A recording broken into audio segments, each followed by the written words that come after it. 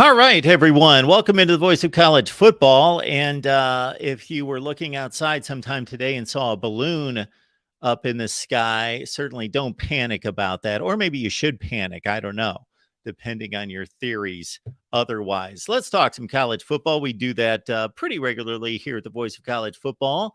We want to welcome in everyone on our various channels as we are bringing in the Big Ten crowd tonight.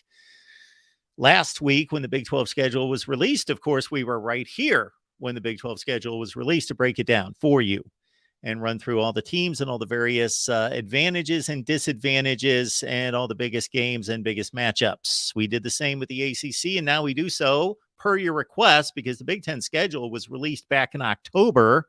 But here we are to break down the 2023 Big 10 schedule right here at the Voice of College Football. We're just starting.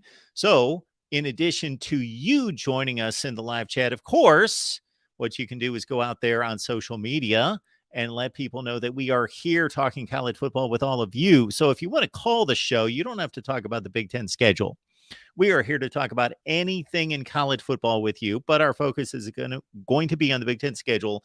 And I am going to run through every schedule in the Big Ten, and I'm going to highlight the pluses and minuses and break it down and review and analyze as only we can right here at the Voice of College Football. Before we get started, I want to remind everyone that, of course, if you grab the Amazon link in the description section, put it somewhere where you will remember it.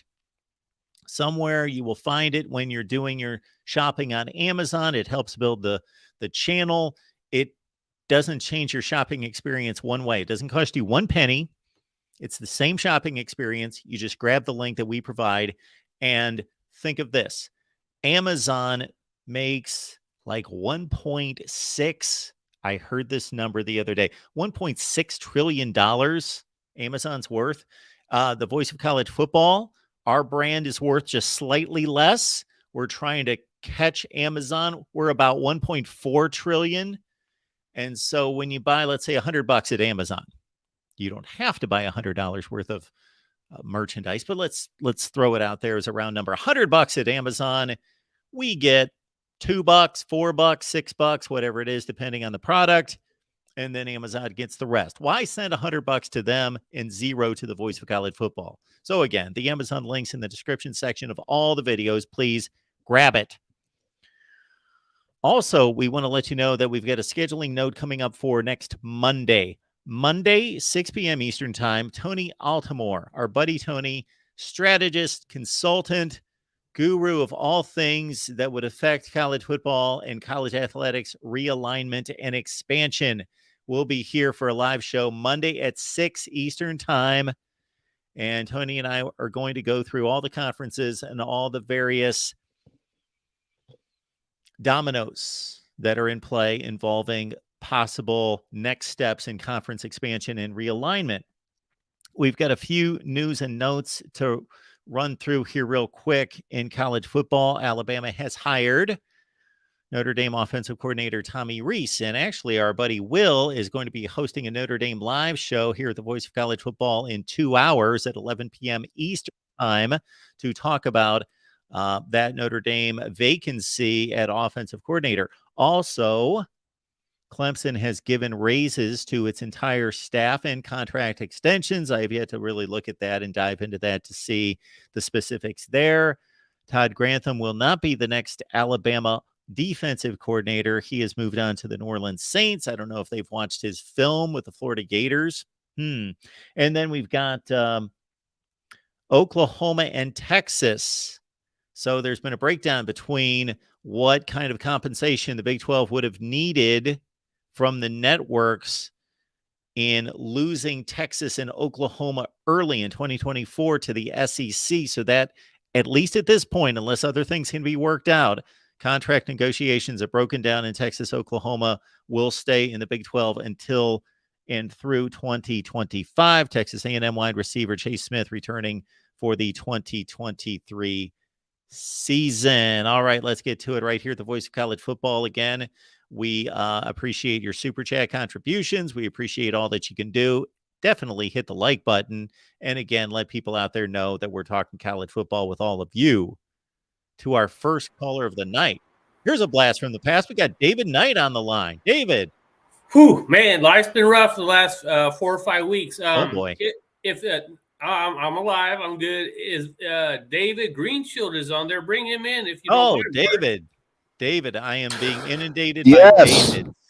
Surrounded by two Davids here. Yeah. Hey, man, if you guys don't mind, I want to lead off with Notre Dame fan, Purdue graduate, but my default team is always Ohio State. Go Buckeyes. They make it into the playoffs, right? So that really is my only team I have left to cheer for. But I died 1,000 deaths when that guy shanked that field goal. I was like, man, I'm still deliberating on this. I know it's been several weeks ago, but do you guys have any explanation why it just carried him the way it did? I mean, was it the hole? Was it the snap? Or what was it? Mark, do you want me to? I'll just say that, I thought he just shanked it, just bottom line. And I believe that was a few yards out of his range. Okay. Just as an Ohio State fan, I think that looking back on it, I would have felt a little bit comfortable if we'd got him at least 10 yards closer. I will say, I think one of the few mistake play calls that Ryan Day may have made in that game was running Dallin Hayden on first down after Stroud had made the scramble to get to about the 31-yard line there, or 32-yard line. I think if he would have thrown another pass, maybe on first down, maybe gotten a chance to get him at least a few more yards, I think that would have helped to make that field goal a little bit more doable, is where I kind of come away with on that. But let me ask you something. Well, Mark, I think you're getting ready. Go ahead, Mark. Well, so I'm not the guy. I will take a line from Todd McShay, who, when it comes to kickers and punters in his NFL draft analysis, basically says, I went and talked to the punting guru or the kicking guru, because he just kind of throws up his hands and says, I don't know, it's kind of like a golf swing. But yeah, I don't know too many college kickers that are comfortable at 50 yards. Comfortable, yeah. Not that they're not capable of hitting it, and he is. He hit from 47 about 5 or 6 minutes earlier. Right. But that was a long distance. I was not comfortable with that kick. And like David pointed out, I'm not the guy that's sitting at home calling plays before the ball snapped. I'm not really that guy, but I could see what they were going to run based on that formation that lost them 3 yards with Dallin Hayden. Like, I just didn't think that they were still aggressive enough, considering how hot they were and how much they had Georgia on their heels. It was just a page from Herm Edwards and his many playoff gaffes with the Jets, bogging down in the red zone and trying to kick 48-yard field goals. For Herm Edwards, it was like in blustery winds in Pittsburgh that he was, making those kind of decisions. But go ahead, David.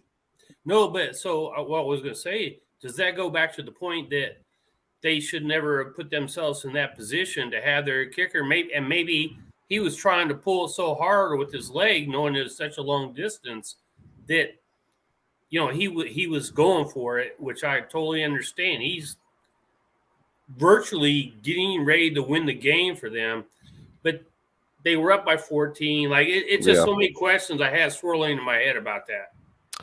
Well, I think one of the things that kind of come back to bite them, obviously we can talk about the Marvin Harrison play has been talked about ad nauseum, and it will be. But I think one of the things, to be fair, that kind of came back to bite Ohio State in that fourth quarter was their pass defense in the fourth quarter really came back to bite them a little bit. You saw that one long touchdown that made it 38-35, I'm sure. That receiver was so wide open. It looks like he was fielding a punt. And, they gave up way too many big pass plays. Obviously, you saw against the team up north the last game of the year. And then, in the end, those last couple drives with Georgia, because I wasn't real confident, too, when they made it 41-35 with 2.5 minutes left. I wasn't real confident at that point that Ohio State was going to get a stop defensively, just with the way that game was kind of moving and with the way that Bennett was throwing the ball on Ohio State's defense at that particular point. But David, yeah, Mark, you can chime in too. Am I Typically, in allowed the to chime past, in? Ohio State's been predicated on how good their defensive backfield is. Yes, that's a great point. What happened? Yeah, I think they've probably had a few misses in recruiting in the secondary. I think some of it's been coaching too. A lot of people have been critical of Jim Knowles a little bit, especially after the last two games. He's the new defensive coordinator this year. 1 year, right? Yeah, first year. I tend to agree with you. I mean, that first year, the reason that defense was so good in 2019 is they had that perfect combination of Chase Young, who could rush the passer, and then they had that great secondary with Jeffrey Okudah, who was a really high pick. Jordan Fuller was a really good safety.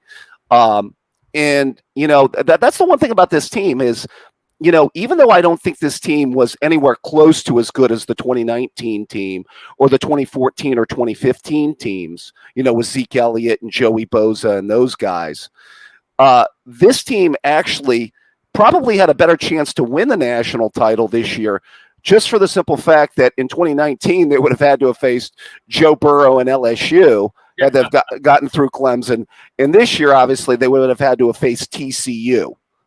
So it goes to show you sometimes you don't always win with your best team either, No, but I just felt like, they had them where they needed them to be. And, man, it's so disappointing. And like I said, man, they're like my third team out. But I still cheer for them like they're my first team, when they entered the playoffs. Or it just, man, it was so disappointing. And I guess, what do you guys think about Jim Knowles on his first year? Because I don't think it's fair to be too critical of somebody when they just have joined a brand new team. They're installing a brand new defensive philosophy, and they just got there, right? And you have to adjust to the talent, different guys that you're not accustomed to being around. It's such a matriarch, and it's a complex scenario. I think that people think sideline fans like, oh, it's plug and play. It's not plug and play. It's a lot of different variables that go into that. But what do you guys think about the coach, Jim? Mark, my response to that, David, would be I get all of your points, but at the same time, let's say you had a wife who could barely, toast or could barely boil water to make Kraft macaroni and cheese, and then your next significant other was a gourmet chef and you didn't know what she was going to fix, but she had to adjust to a new kitchen and everything. You would make that trade, wouldn't you? Even if she didn't know exactly where the pots and pans were kept. And that's how I see Jim Knowles. He went from 3-star Oklahoma State talent to top, probably on the defensive side, not top 3 talent, but probably like top 8 to 10 talent in the country, and hit a full off season to get him ready. Okay, that's fair. That's fair. Yeah, and I think I will say they made a little bit of improvement from actually some would say a lot of improvement from 21 to 22. Their defensive line was a little bit better, and I think their linebacker play was a lot better in 22 than it was in 21. Their problem is the secondary, like we were talking about earlier, David, was just that bad. Their cornerback play really struggled for most of the year. You could kind of see it in earlier games against like Penn State. They got out of the Penn State game because they got some big turnovers again, and won that game. And then Stroud hit some big throws to Marvin Harrison late in that game. And then even against Maryland, little Tua carved them up and hit some big plays against them. And they really had to kind of outscore them to win that game. So there were some signs, even before the last 2 games, that their pass defense was having some struggles. So, okay, moving forward, what do you think the antidote is for Ohio State? Well, I think you have to. I think that the good news is they're going to get some of these defensive linemen and linebackers back next year. They're going to get some of their secondary players back, and it's going to be another year in their system. And it's going to come back to their coaching and their player development. I still think their D line and their linebackers could still be very good next year. The question still comes back to, can they find that good cornerback play that they've had in the past, like we were talking about earlier. And that's really going to be the key. I think that and their offensive line are going to be the key to their next season, because they lost 3 offensive linemen to the draft. Do they still have the same secondary coach? I think they switched secondary coaches this year. Okay. They brought in a couple of new guys. Tim Walton, who used to play at Ohio State a long time ago. Mark probably remembers Tim from back in the 90s. Absolutely, I do. Yeah, they brought in Tim Walton and Perry Eliano, one from the University of Cincinnati and one from the NFL ranks. And so they coached this last season, David, the secondary. Okay. So one note on Jim Knowles, and there are so many other factors that go into this statistic, but still, if you track his defensive performance at Oklahoma State, they didn't get better initially. It took 3 seasons for them to get better, and then they got exceedingly better and better and better and better. And then his last defense was the top 5 defense in the country. I did read that. And I can't remember the team he was with before Oklahoma State. He had the same track record where they didn't start out great, but as you said, Mark, they just got better and better as things progressed. And that was kind of what I was thinking, is that his first year in, that, I did understand the comparison with the good-looking wife with the chef capabilities. But I do get what you're saying. You didn't get my analogy, David? No, I did. Okay. Mark, I just didn't expect you to go with that analogy. I'm sorry. You kind of pulled that out of nowhere, my friend. Yeah, I'm not a big analogy guy, typically. I just tell you, they're good, they're not good. There's not a whole lot of exotic calls on my part, but I went with that time. I do want to make a comment about the upcoming season, kind of since we're talking Big Ten a little bit. I do expect the conference, and I've said this to Mark, to be on definitely an upward trend this year. I think that there's a feeling that, because the team up north's got a lot of people back this year. They're going to have the quarterback back. They're going to have the running backs back. They've got a lot of returning starters coming back on their team. They've got a favorable schedule. They got to go to Penn State. The non-conference is not extremely. Is it fair to say that their non-conference is weak, Mark? I don't think I'm using too strong a word to describe their non-conference. When is it ever strong? Yeah, when they've had Notre Dame in the past, maybe at least they've had at least a decent game in there. Let's put it that way. Hawaii? What's up? I said Hawaii. That was the game. This one's not really up to snuff. And, Penn State's expecting to have as good a team as they've had probably since those Saquon Barkley, Trace McSorley teams, maybe even a better team than that. So, and I don't know what Mark's feelings are. I think the West is going to be a lot stronger this year. I don't know if that's your feelings, Mark. Well, I think that Matt Rule and Luke Fickell are huge upgrades. And I especially think that Luke Fickell is going to have an immediate impact. Now, I can't expect him to work miracles. He's not going to have his guys in play, but I just think he's good enough coach that Wisconsin's going to be strong next year. They're going to be substantially improved. What kind of offense do you think they're going to run? They're going to put their foot on the gas. And they brought in Phil Longo from North Carolina. And it appears as though Wisconsin's going to break all sorts of trends and all sorts of tendencies and going to open it up. Yeah,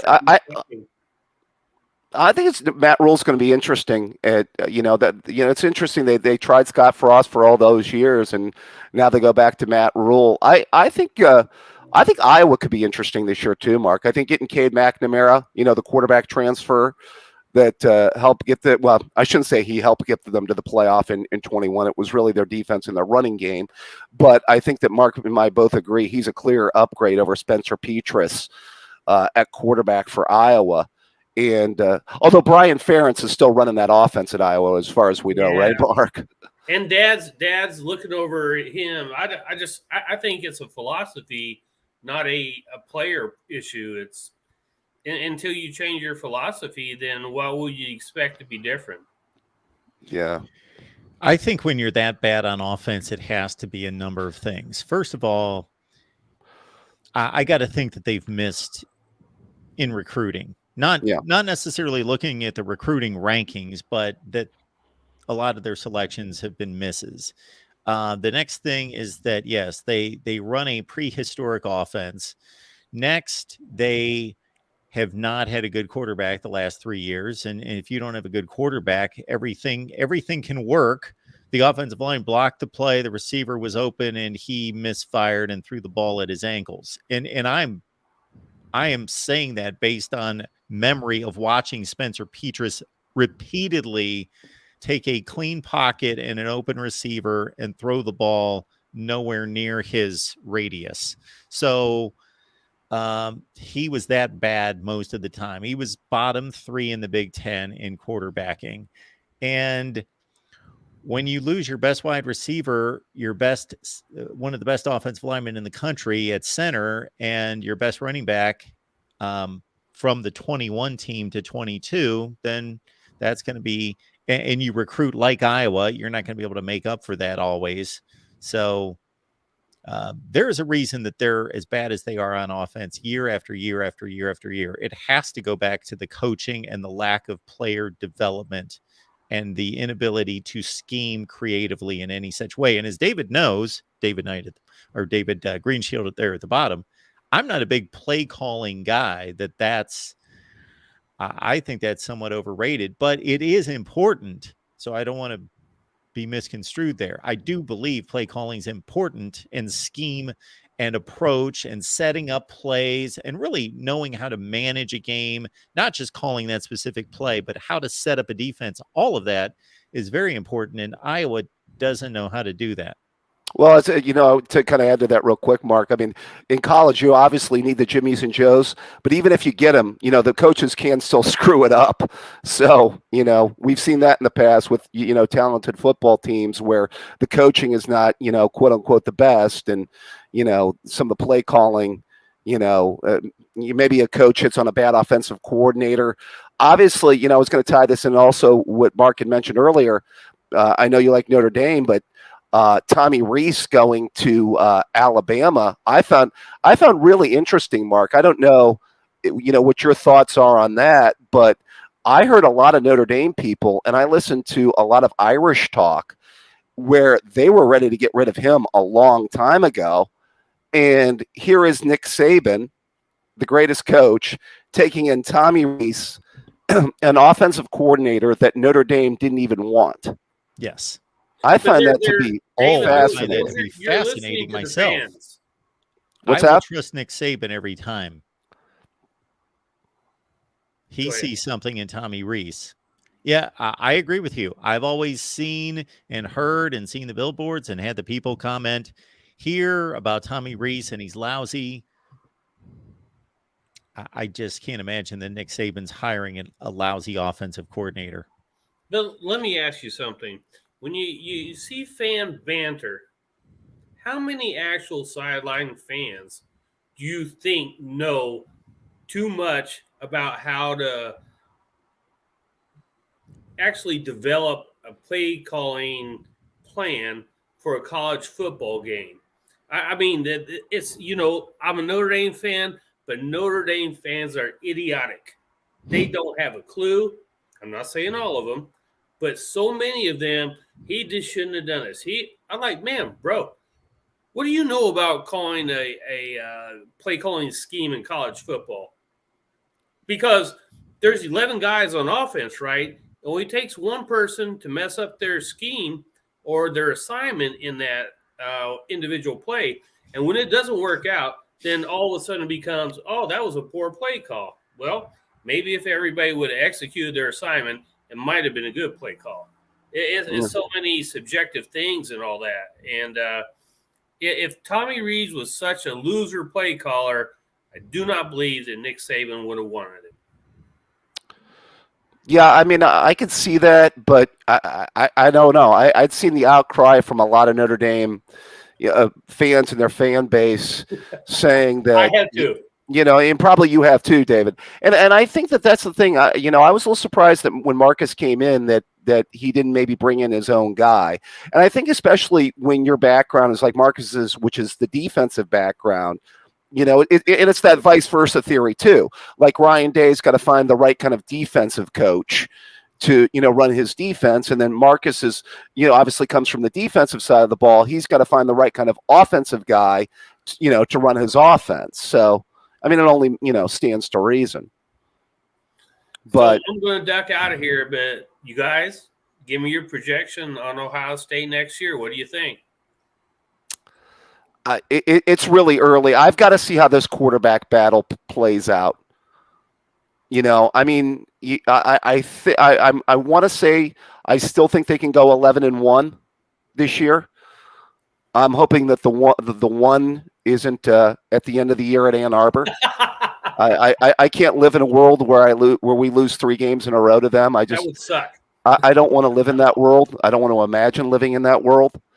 I lived in that world once. It was called the 1990s, and it was not a good time. But I don't think that you will live in that again. I think that Ryan Day will make reparations for that not to happen again. But Mark, you're up to bat. 6-6. How about that? There we go. Wow. Oh, come on Way too now. early for predictions. Way too early for predictions. No way. David, thanks for dropping by. We appreciate it. Guys. Always a pleasure, David. Both of you, it's always a pleasure. I appreciate it. David Knight, the one and only. Thank you, sir. Bye-bye. Good to see you. Hey, Mark, did you put up some of the key non-conference games? I was just kind of curious to see. I have not. What the schedule looked like. I was going to be running through maybe ESPN. They have probably updated their week-to-week schedule, but I was going to run through everybody's schedule. Is what I was going to do. Is so I don't have any graphics built. I was just going to pull up each individual schedule in the Big Ten and run through it. Yeah, I mean, I know how Ohio State, obviously at Notre Dame, Penn State at West Virginia. Yes. To start the year. I don't know where the game is, but yeah, they play West Virginia. I thought that was at Morgantown. By the way, they used to play on a more regular basis, I thought, in the 80s and early 90s. They played every year. Yes. When did that stop? I was wondering. I was going to dig into your memory bank on that one. When Penn State joined the Big Ten. Oh, okay. So, 93. That would have made sense, obviously. Yep. Okay. That killed all those Penn State, Boston College. They would play every year. Penn State, Syracuse, Penn State, Maryland. Penn State Pitt, of course, was the big one at the end of the year. All those died. Yeah. I actually think that they're done with their back-to-back with Auburn. So that's really, I think Penn State doesn't have much other than that non-conference, if I'm not mistaken. Yeah, I believe that's pretty much it. Because I was trying to think, Wisconsin's got to take a return trip, I believe, to Washington State this year. Go on the road. Yes. Michigan State's got Washington at home. Yep. Now, that's an interesting team, Mark. I think Michigan State, year 4 of the Mel Tucker era in East Lansing. Mel Tucker 2 down. Yep. He got his contract, obviously, because Kenneth Walker Jr. had a big season in 2021, and they decided to pay him way too much money. Why these schools run to, a lawyer to draw up a new contract, an extended contract, as soon as a coach has one decent season. I just don't. An unproven coach, right? Yeah, that boggles the mind. Yeah. I think that's an interesting that will be interesting to see for me. Is just the direction Mel Tucker in that second year. I think Pennick's coming back. Unless he's done some big time recruiting in that secondary, I could see Penix lighting them up like a Christmas tree again. And in Michigan State's case, even more so, when they overpaid for Mel Tucker to begin with. They lured him away from Colorado, and they overpaid him to begin with. Yeah. Just a dumb move by Michigan State. Unnecessary. And to be fair, I've been a Mark D'Antonio, obviously being a former Buckeye, but he did not leave that program in the best position for Mel Tucker to take over, to be fair as well.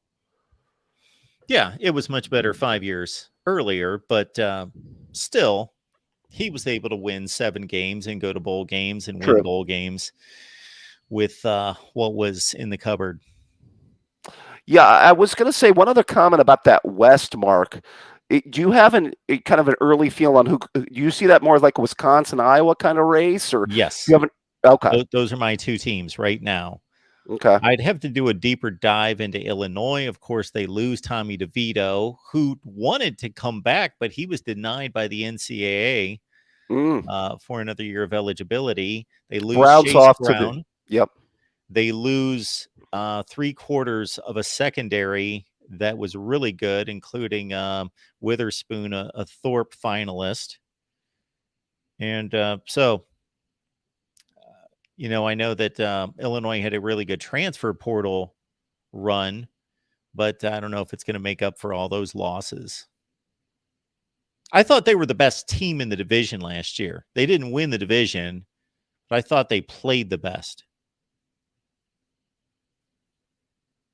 We may have lost David here. We are going to go through the schedules here at the Voice of College Football. I want to run through all the Big Ten schedules. We appreciate the Super Chat contribution coming in from Daniel, who says, will Big Ten get 2 playoff teams again? Well, certainly the Big Ten would be second to the SEC in regards to having the elite top-level talented teams to do so, whether that's Ohio State, Michigan, Penn State, Ohio State, Penn State. I would rank them right now, Michigan, Ohio State, a smidge over Penn State. I think Ohio State's got the better roster. I am more confident in Penn State's newly appointed quarterback, Drew Aller, who takes over for, of course, Sean Clifford. We will look at a schedule here in just a second, but we'll take this call from Dr. C. Hey, how's it going, Mark? I'm doing well. How are you doing tonight? I'm doing well. Thanks for being on. If you want to add me to the other caller, that's fine. No worries. Unless you just want to take this call on its own. Yeah, what you got tonight? Well, I was just talking about looking up because this is about Big Ten. So, as an Arkansas fan, it does not have to be about the Big Ten. That's okay. Topic tonight. In every show, we are open to just college football discussion. Any teams. Got you. That's always the rule. Today, Auburn got a 4-star quarterback out of Little Rock Christian. They signed him, so that was kind of heartbreaking to see. And one of the few local. Is that for 23 or for 24?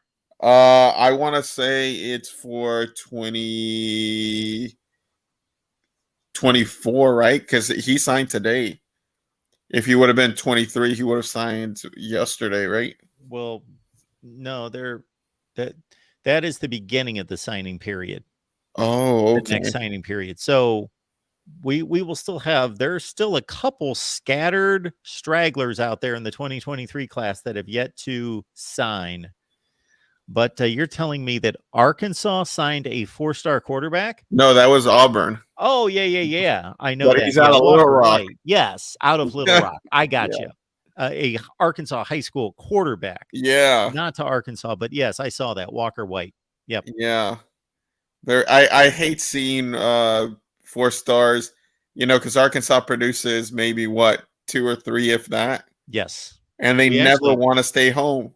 Yeah, we actually posted a recruiting video that I hope people would check out, in which I ran through all the states and what type of talent they produce. And off the top of my head, I think Arkansas produced 3 4-stars. Yeah. This year. So, anytime there's a 4-star, they never stay home. This guy, I forget the name of the other guy. He also went to Auburn, 4-star. But going back to the Big Ten talk, sort of to tie it in Arkansas, Brett Bielema with Illinois. Was that a flash in the pan, just lucky, or do you think he can have continued success?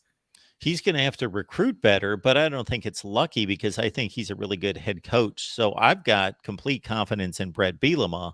However, his first 2 recruiting classes weren't very good. Now, in that division, you can get away with that. He also did extremely well in the transfer portal.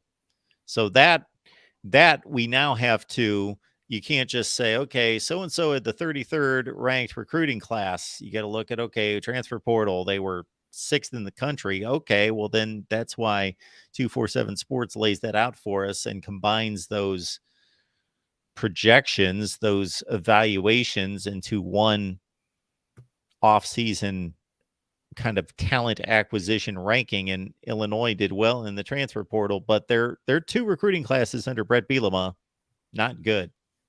Yeah, he wasn't a bad recruiter at Arkansas, but he wasn't definitely bringing in major talent. Where I remember when he had that successful season at Arkansas where they beat Texas in the bowl game. Yep. They had Pittman was the offensive line coach, and we had such a physical and brutal offensive line that year. Yep. And I remember it. I remember seeing them the next season, and the offensive line, because Pittman had left for Georgia, and they had brought in an offensive line coach from the Buffalo Bills, who supposedly was pretty good. And I mean, it was night and day.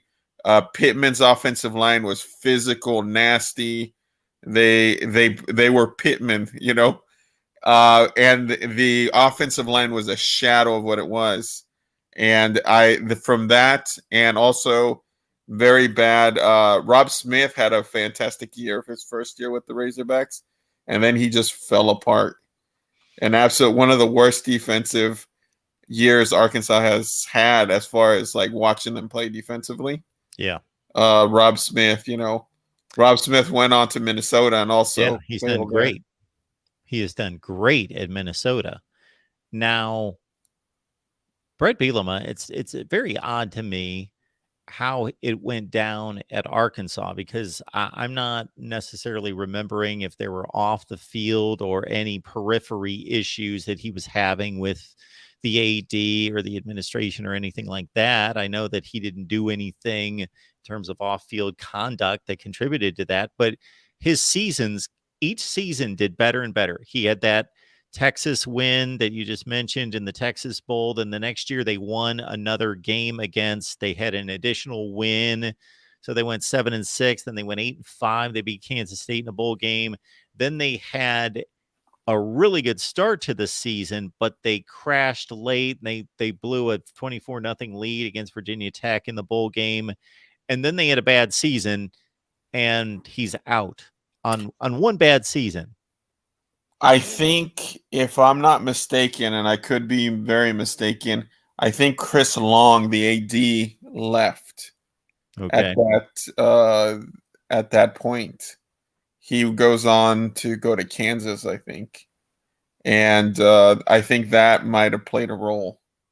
There was, I think, like an intern AD, female lady. I remember she's the one that fired him on the field right after they lost their last game. Yeah, but I think what it would seem to really hurt Bill, I always butcher his name, I'll never get it right, was he lost his offensive line coach, Pittman, and the offensive coordinator also left to Georgia, Chaney, who did a fantastic job. I think I was really surprised how well they worked because, Brett likes to run the ball, and Chaney was Dooley's offensive coordinator at Tennessee, who liked to spread the ball. But I think both of them mixed well because he had the smash mouth, and then Chaney had the spread. So it was a good balance. They worked really well together. Once those guys left, I mean, Arkansas was a shadow of itself. I think what kind of did him in was that the games were just ugly. They were boring and ugly. So For one season, though. yeah, that's very One true. season. And then they had the brilliant idea to bring Chad Morrison. Yeah. And I mean, that was probably one of the darkest eras of Arkansas football. I mean, it was horrid. Oh, yes. You know, not only did they go back-to-back 0-8, 0-16 in the SEC, but they lost to the likes of Western Kentucky, Toledo, North Texas, somebody else in there. Like, they were losing a group of Colorado State. Yeah. That's just unacceptable for anyone in the Power Five, let alone Arkansas.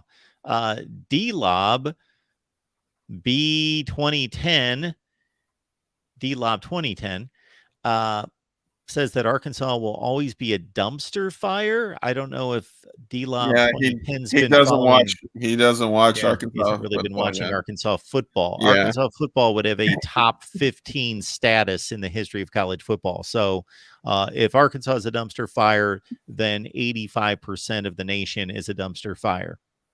Yeah. No, it's actually for the state being so small. Yeah. And, you know, it actually has a very solid program. It's not, you know, everybody wants, you know, to be Alabama. No one's Alabama. You know, Alabama's Alabama and Georgia's Georgia. No one else in the country is that. Arkansas, I don't think. Arkansas aspires to be a solid threat, you know, to anyone that plays them. Just play them hard and make bowl games. But, man, it was just such a downhill since Petrino, you know. Petrino had us right there. We were in the SEC championship, such a solid team. And then not the SEC championship, no. The last one we made to a major bowl, you know, playing Ohio State, playing Finished Kansas in the top 10 twice. Yeah. Yes. I mean, Petrino was the guy that had us at the verge of potentially having something worthwhile. And then unfortunately, you know, he falls off a bike. Yeah, he made a few poor choices there, as we know. I told Ty Hudson, you know, I was hoping, you know, if Kendall Browse would have took the OC at Mississippi State, could have there been a small chance that Petrino would have been the choice for OC at Arkansas? I think Ty said there was no chance Petrino ever comes back to. No. You stay far away from that. And I believe in second chances. I believe in all of that. But when you are the university, you're the school, there's just no reason to get involved in dealing with that nightmare of a public relations mess. There's just no reason to bring somebody like that back.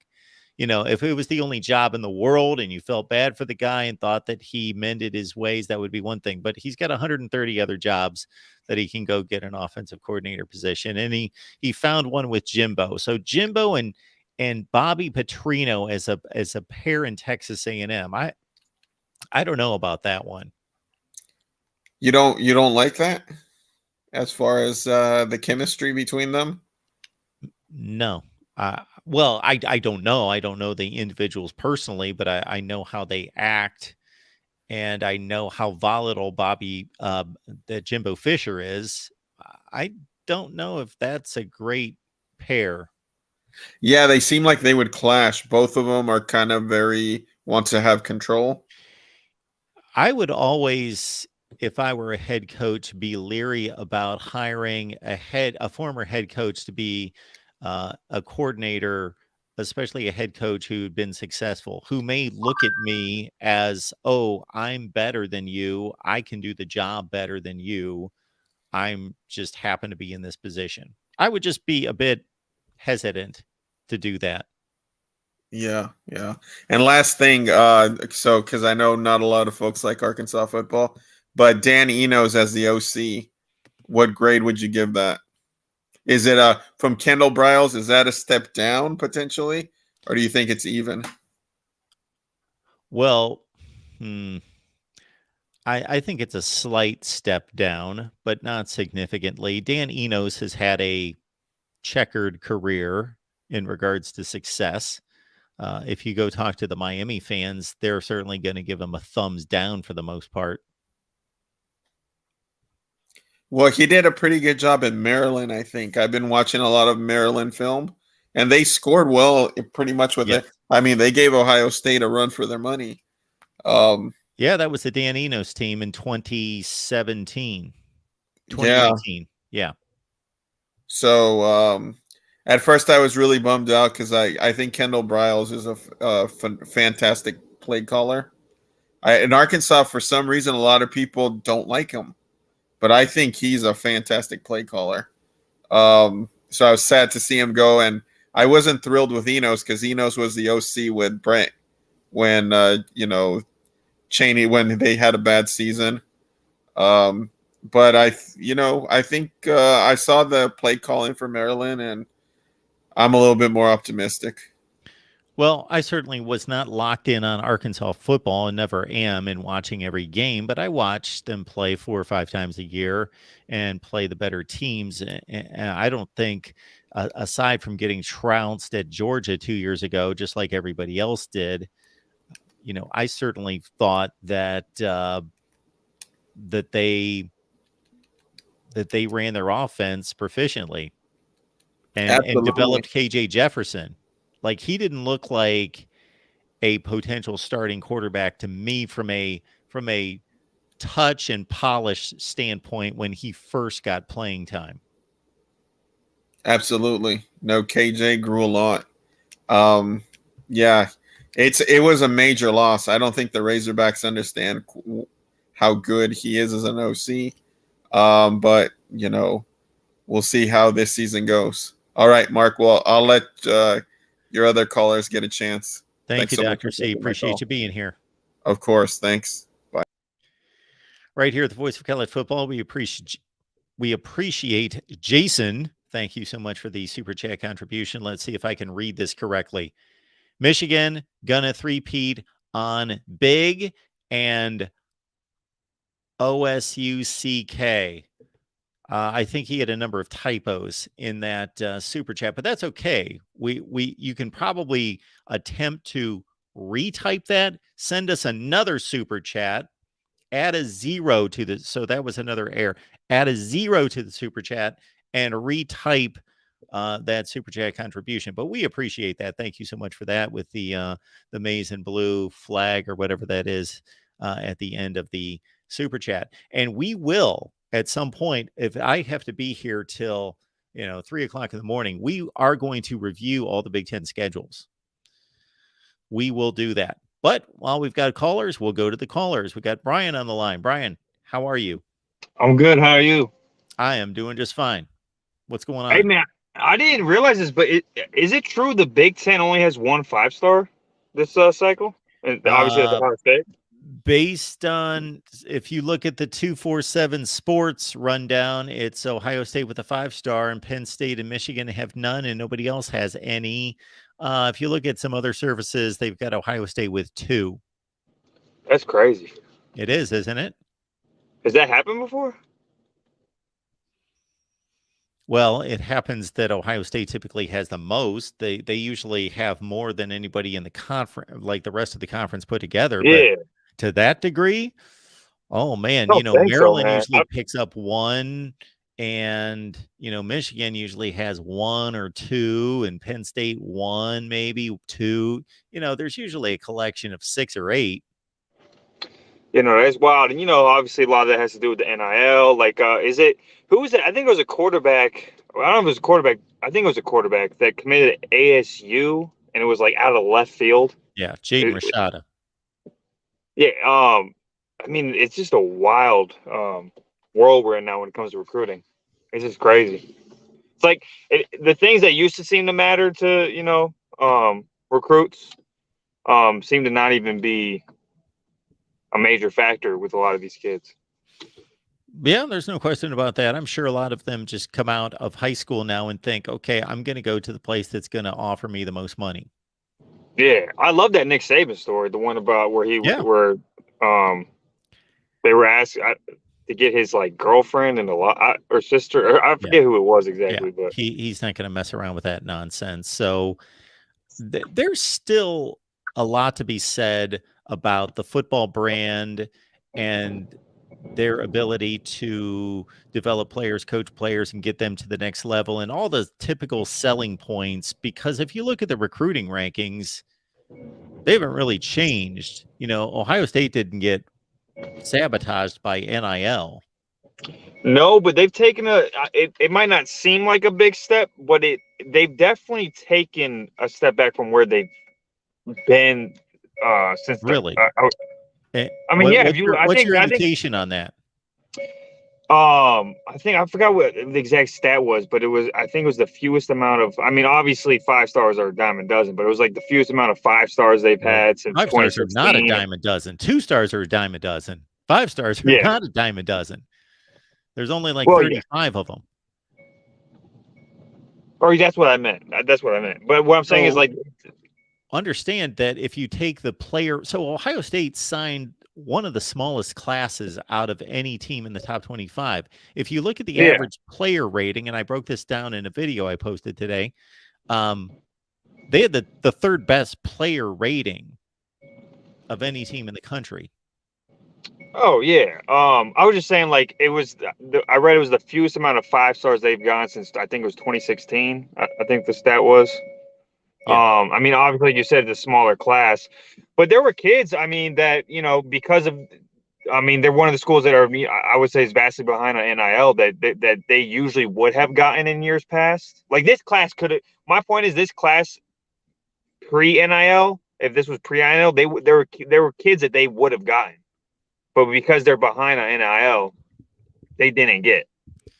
So it's what I'm saying is this class had the potential, if you go by, what it was before NIL, to be more than it was. But because of NIL, they missed out on a few opportunities that otherwise they would have had. Yeah.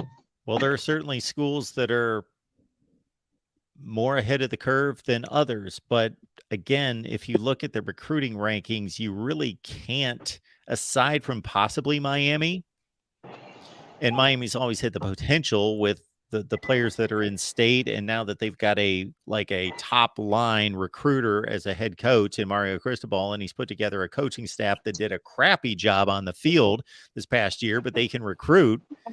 So I'm not really questioning Miami's number 7 ranking.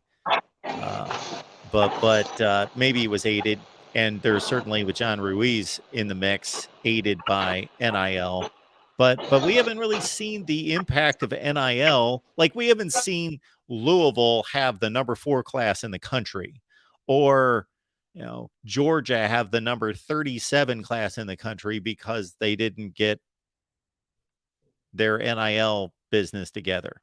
We haven't seen it impact that we can, in a way that we can tell. We know that there's an impact. There's no question there's an impact. I'm just saying it's not noticeable in the recruiting rankings.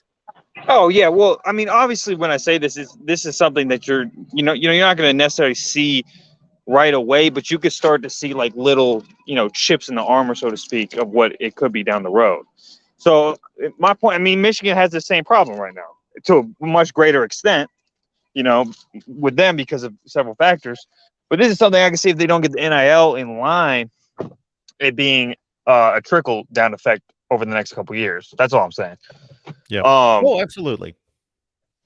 But I mean, also I wanted to comment on what's your opinion on Ryan Day still harping about the Peach Bowl? Do you think he should just move on from that? Because I've been seeing a lot of he's still like crying about the targeting call. I think you should just move on from that at this point. Well, anytime there's a situation like that, what I need to know, and I didn't watch this news conference, we did our Ohio State show yesterday, and so we had our 3 guys on, Kevin, Steve, and Tony, talk about Ryan Day and their interviews with the other 10 coaches. So I didn't watch it myself. I just got feedback from them. Actually, it brought to mind a little content strategy that hit me today that I might take off on. But anyway, so it's one thing if he brought it up. It's another thing if he was asked about it. And I can about guarantee he was asked about it. So if he's asked about it, then Yeah, he what's was. supposed He to was do? asked. Okay. He was asked. No, Well, I he's agree. I asked think about it. I think I have more of a problem with the way he answered it. He basically said, I still don't know what the basically. I mean, I'm summarizing it here, but he basically was like, I still don't know what the answer is, but I did get 3 answers. I went from the Big Ten. They told me exactly what it was. I went to the Pac-12. They told me exactly what it was. And I went all the way up to the NCAA. They told me what it was, but I still don't have an answer. But they gave him 3, definite answers on what the maybe issue he didn't was. explain it well, but it sounds like he went to the Pac-12, the Big Ten, and the NCAA, and they gave him answers, meaning they responded, but he didn't consider them to be clear answers that explained their rationale. That's what it sounds like. I feel you.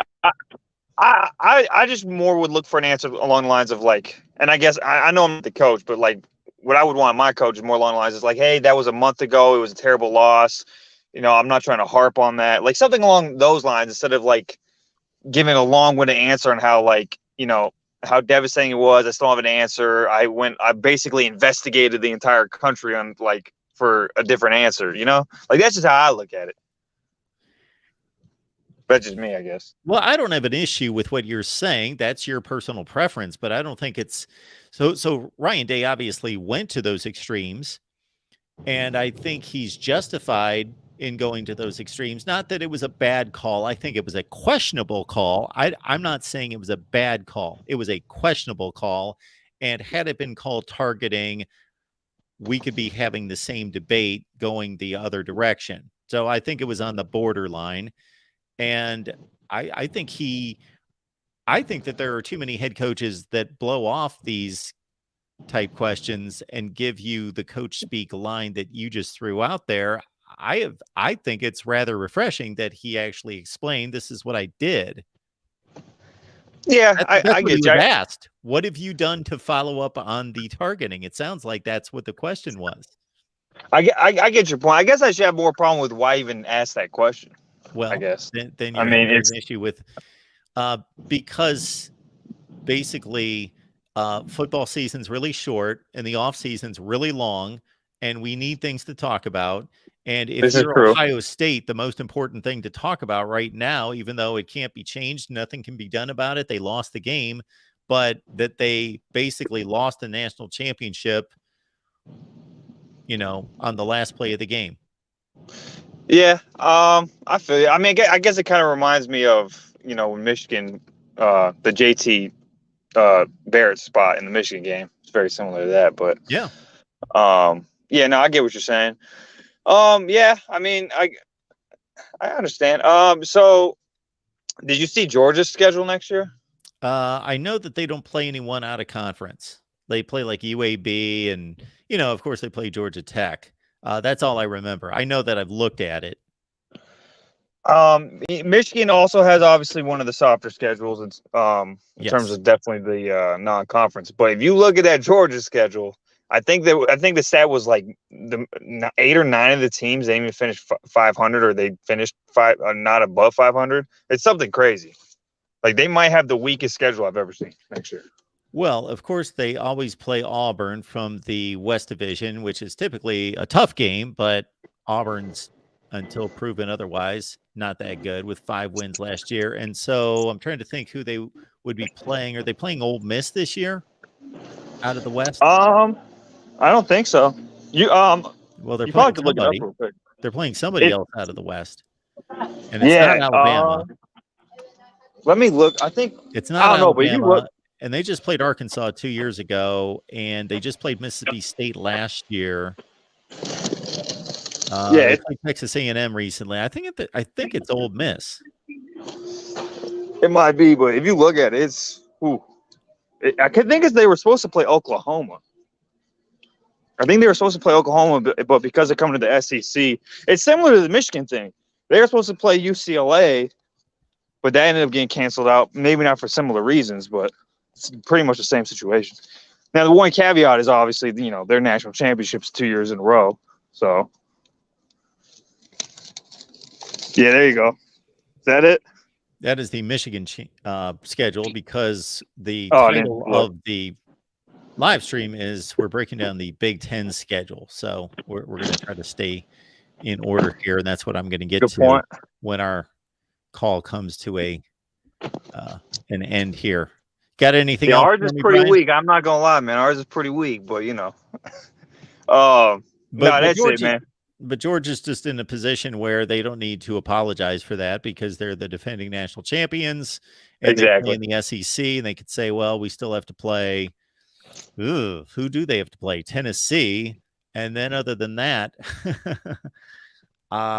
Kentucky is going to be decent, and South Carolina is going to be decent. But yeah, for an SEC schedule, off the top of my head, it doesn't sound like it's going to be too good. Yeah, that one last comment I will say, and it's a positive for Ohio State. That I think that pickup at corner, I think that was huge for them. Transfer portal, they need that. And finally, hey man, I can't wait to three-peat, man. It's gonna be nice. It's gonna be nice. Well, you almost assuredly will make the playoff, or at least the SEC championship game with that schedule. But no, Michigan. Oh, talking about Michigan winning the Big Ten. Yeah, 3 years in a row, man. Can't wait. All right. Well, again, let's not mark up those wins yet. The first four, sure, go ahead and mark those up. But after that, it gets a bit tougher. That's true. I'm gonna savor it because I think Michigan could, be in some trouble after next year with the way recruiting's going. So I'm just savoring this time. Recruiting was not the best. All right, Brian. Have a good one, man. Appreciate you stopping by, man. All right. We will segue from Brian's phone call talking about the Wolverines mostly into the Michigan schedule, and also Jason's comment, of course. So, Jason, all right. I understand your skepticism about Miami's recruiting class at number 7 in the country, but let's keep in mind, first of all, I did state that NIL was a factor. Number 2, I did state John Ruiz and NIL are factors. However, no, Miami did not buy a recruiting class much more than anybody else in regards to look at Miami's recruiting classes and understand, number one, Mario Cristobal is a great recruiter. You can question his game management and his game preparation, which I have a million times on the Miami channel.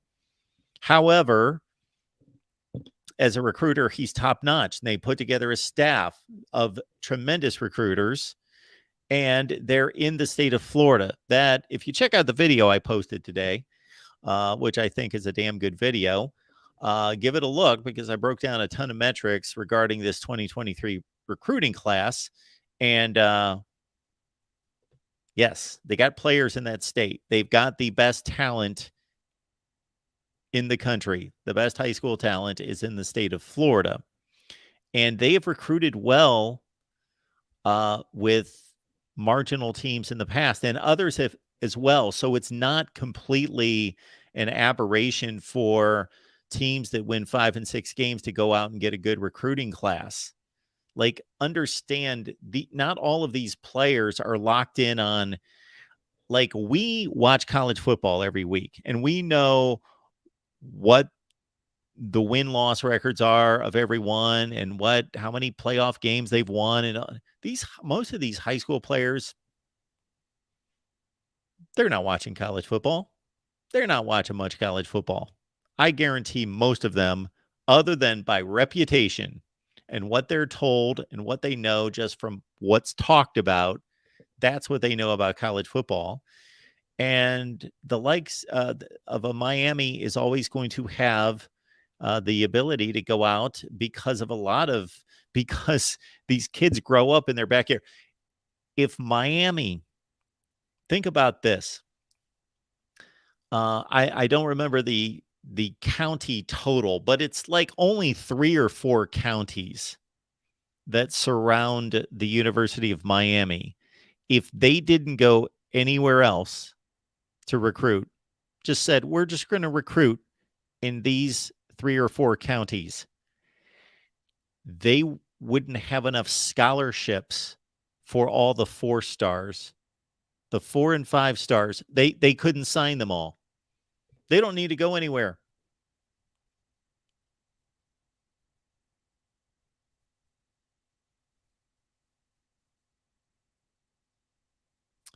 All right. Jason, if you want to talk about that, you can certainly give us a call. All right, let's start to look at the schedule here. Michigan basically doesn't play anyone the first 4 weeks of the season. That's what we're learning right now. For the second consecutive year, the Michigan schedule is a complete and utter embarrassment. This should not happen in college football. And I'm not necessarily blaming Michigan. I'm blaming the system. As I have many times, the Baylors of the world have gone out and not scheduled anyone forever. They're starting to, which is good to see. Baylor is playing, I believe, Utah this year and played BYU the last 2 years. But Baylor has been the biggest culprit in the nation, and others have been as well. And Michigan has over the last 2 years. We know that they canceled a series against UCLA. And even though I've gone over it a couple times, I forget exactly why. But this should not be allowed. This is why there should be a commissioner or a governing body over college football, and they would have many functions, and one would be scheduling. This is pathetic. It's ridiculous. And why is a national championship contender, a team, a program with the status of Michigan playing East Carolina, UNLV, and Bowling Green? Why? Because they can. That's why, because they can. All right, let's get to the conference schedule because we already knew those cream puffs existed.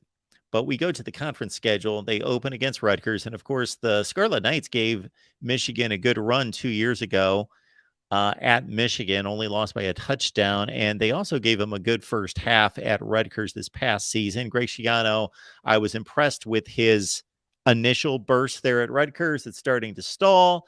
Their offense is completely atrocious and anemic.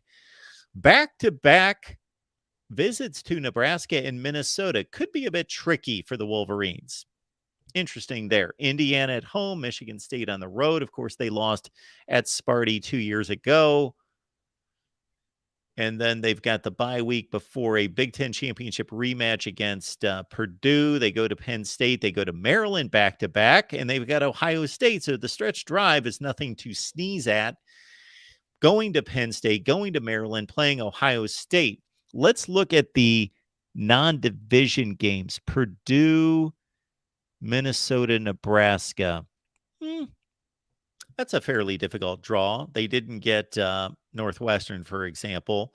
But, of course, it's difficult to predict who's going to be good out of the West. It appears as though Northwestern's going to be awful. Nebraska is a bit of a wild card, but until proven otherwise, they're going to be bad. And the other 5 teams are about the same in quality. And Purdue is probably going to take a step back. They lost a ton of offensive talent. Charlie Jones, Durham, the tight end, and, of course, Aiden O'Connell, a quarterback. So we would expect Purdue's going to take a step back. The other 4 are going to be strong and maybe even better at Wisconsin and Nebraska. But that's a difficult run of 3 games at the end of the season for Michigan. And there's the Wolverines' schedule. All right, let's go to our next. I think we had a super chat that I missed. Did we not?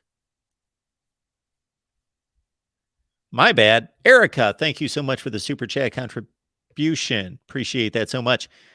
Erica's got a great question here. Hi, Mark. Out of curiosity, why can't Iowa get 5-star defensive players? Clearly, we always end up okay on D regardless, but it still sort of surprises me. Let's forget NIL for a second. Let's forget the new world we're in because we've only been dealing with this. Really, this is the first full recruiting cycle where we're really hearing about this being a factor. And Erica is alluding more to look at the past. Very few 5 defense. Xavier Wampa, the safety, of course, is an exception. But besides him, I wonder when the last time Iowa signed a 5-star defensive player. Well, first and foremost, there are very few in the region. So Iowa pretty much recruits in the region. Iowa, Wisconsin, Minnesota, Illinois, Indiana. That's the recruiting footprint for Iowa. Excuse me. And when the Hawkeyes do go to Florida and Texas, they're down there getting the kind of players, and especially Texas. I don't know that I was getting a whole lot of players out of Florida, but they're getting the third, fourth level of player that's not going to Texas A&M, Texas, Oklahoma, LSU. And that's just the way it is, because if you grow up as one of the and develop as one of the best defensive players, let's say in the country, and you're in Texas, just Iowa's not on your radar in any such way is the best way I can, regardless of the reputation and the reality of developing these players into a first-rate defense. And Iowa, let's understand that the Hawkeyes currently have produced the 6th most NFL players. Think about that. The 6th most NFL players are Iowa products.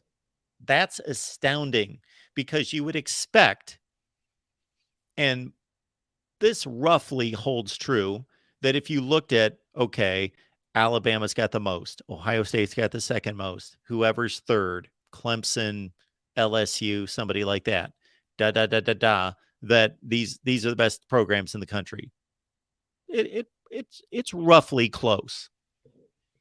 But Iowa, of course, is more like a top 20 to 25 program, but has produced the 6th most NFL players. I don't know what exactly that tells me, besides I don't believe that they produce the volume of players necessary to win at a high level, elite level. Plus, of course, Erica, broken record here.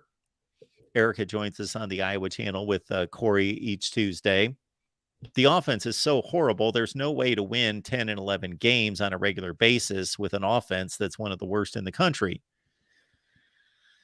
That's just an unbelievable situation there. It is just incredible. And a few people requested that Steve Dace and myself debate that or take that to the table in looking at what's going on at Iowa. And I'm not going to get into it right here, but it's just unlike any other program in the country. It is unlike any other program in the country where you've got this complete dichotomy of two units.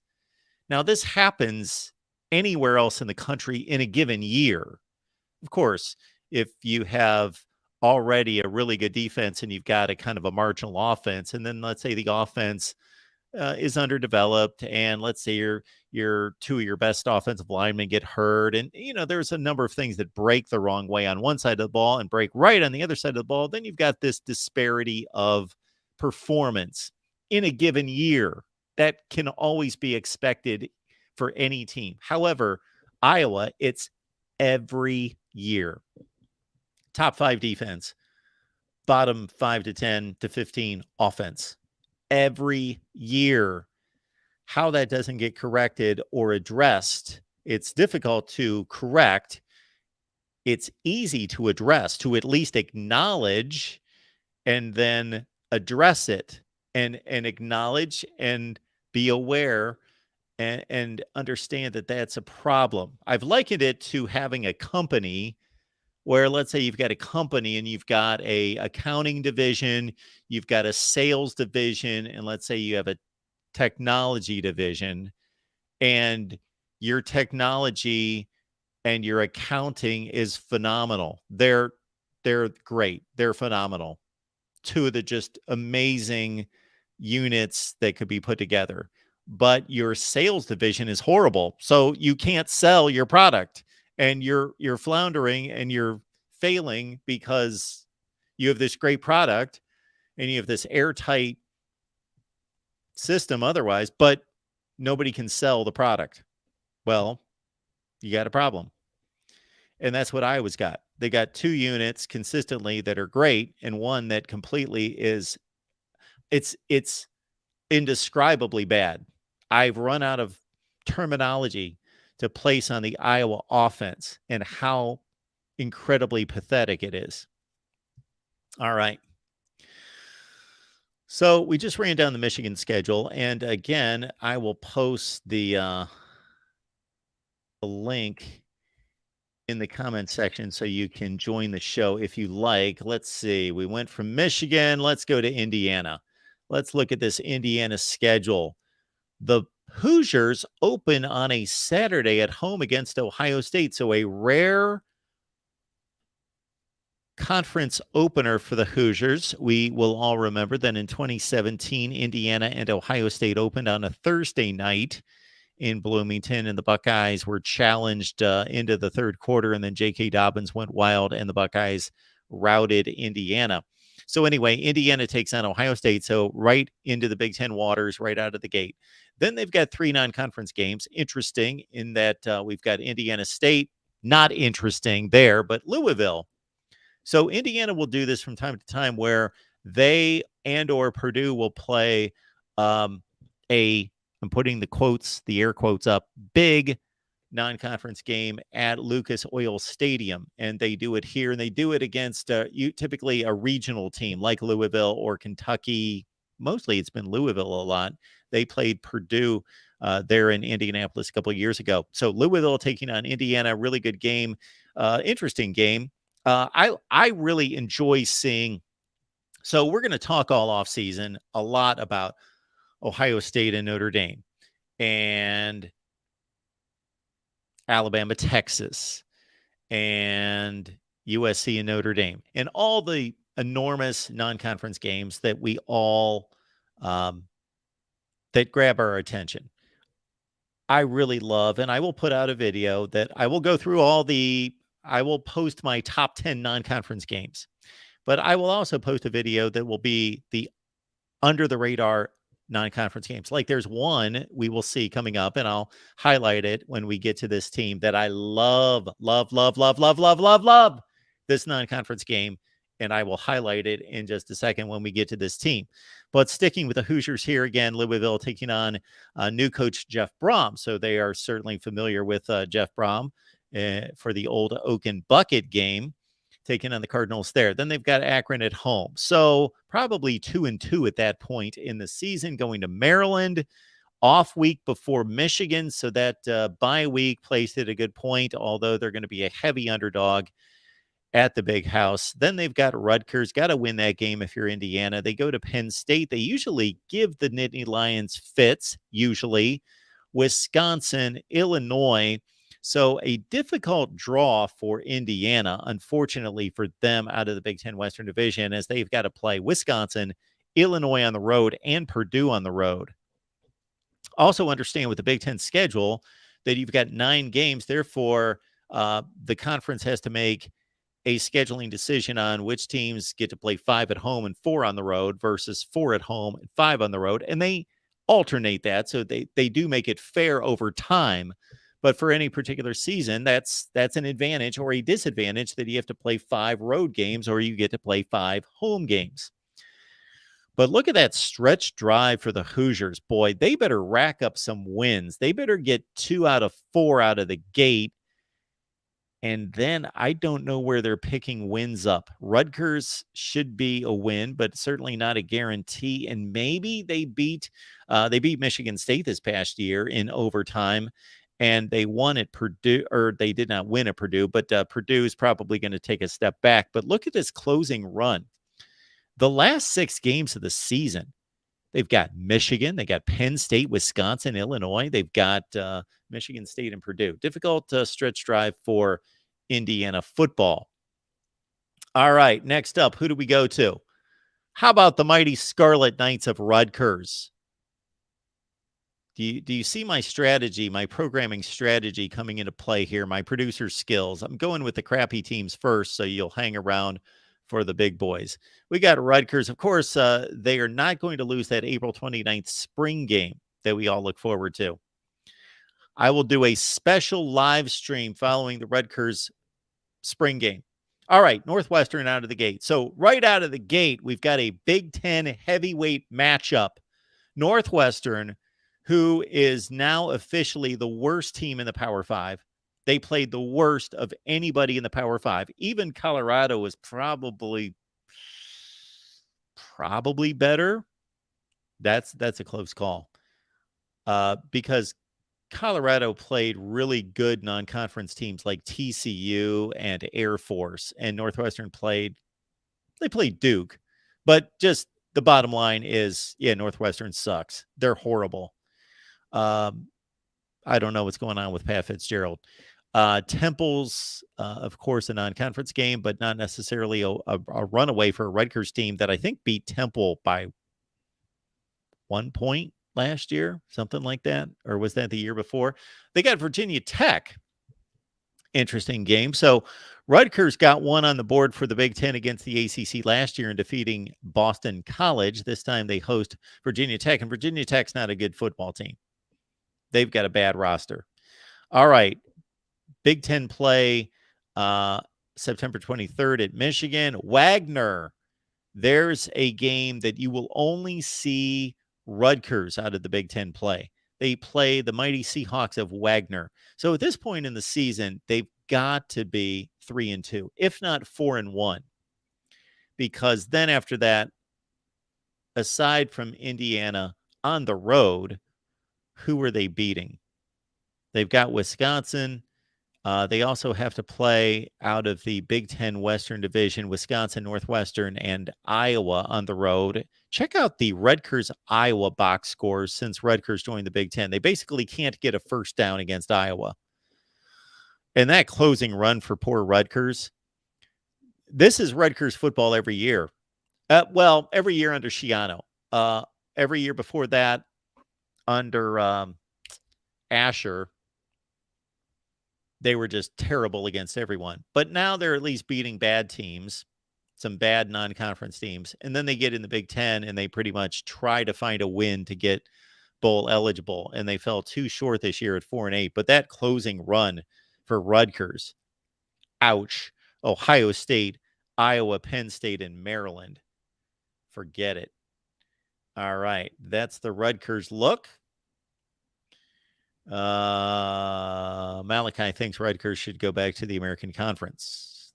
Well, they were in the Big East, yes, which is now kind of, in a sense, the old, well, it's not really. But anyway, get your point.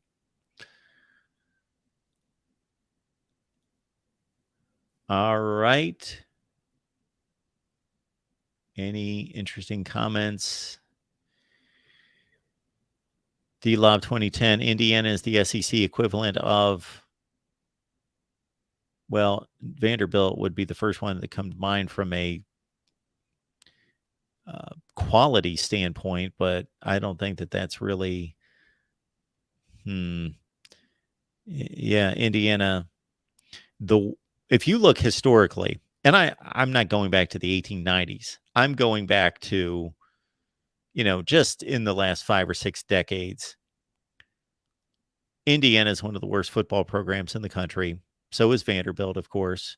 Oregon State is.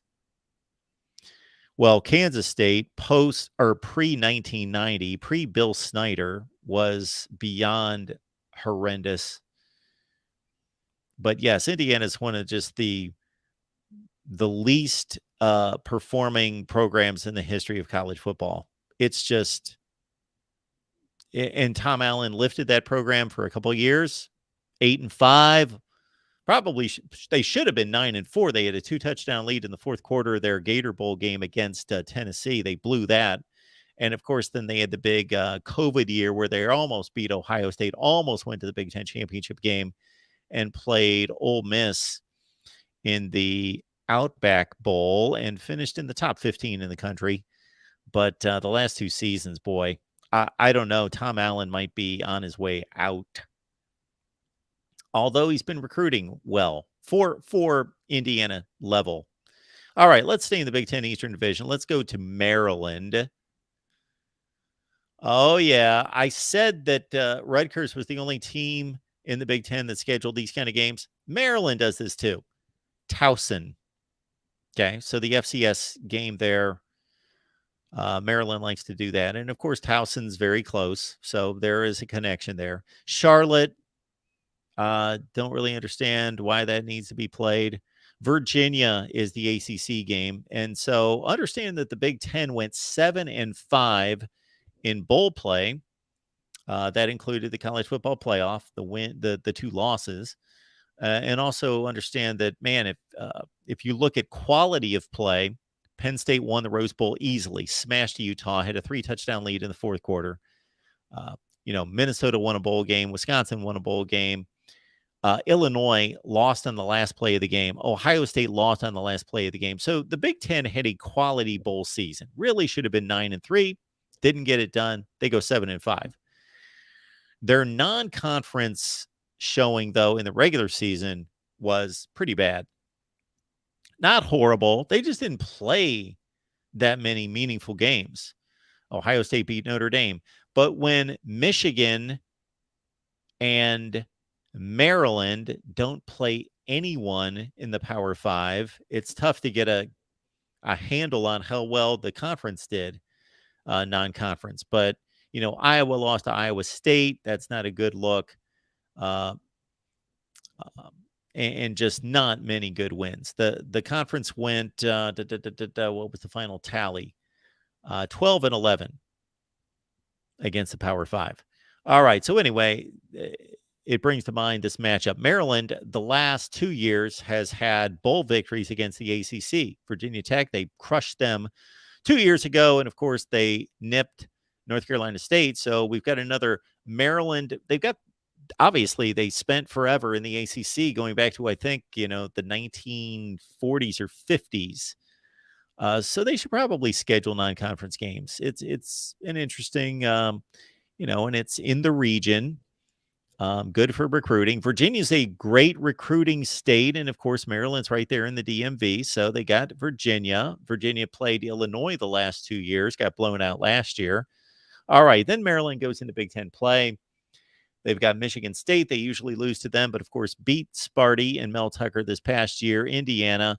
So Maryland could get off to a 5-0, probably should be 5-0.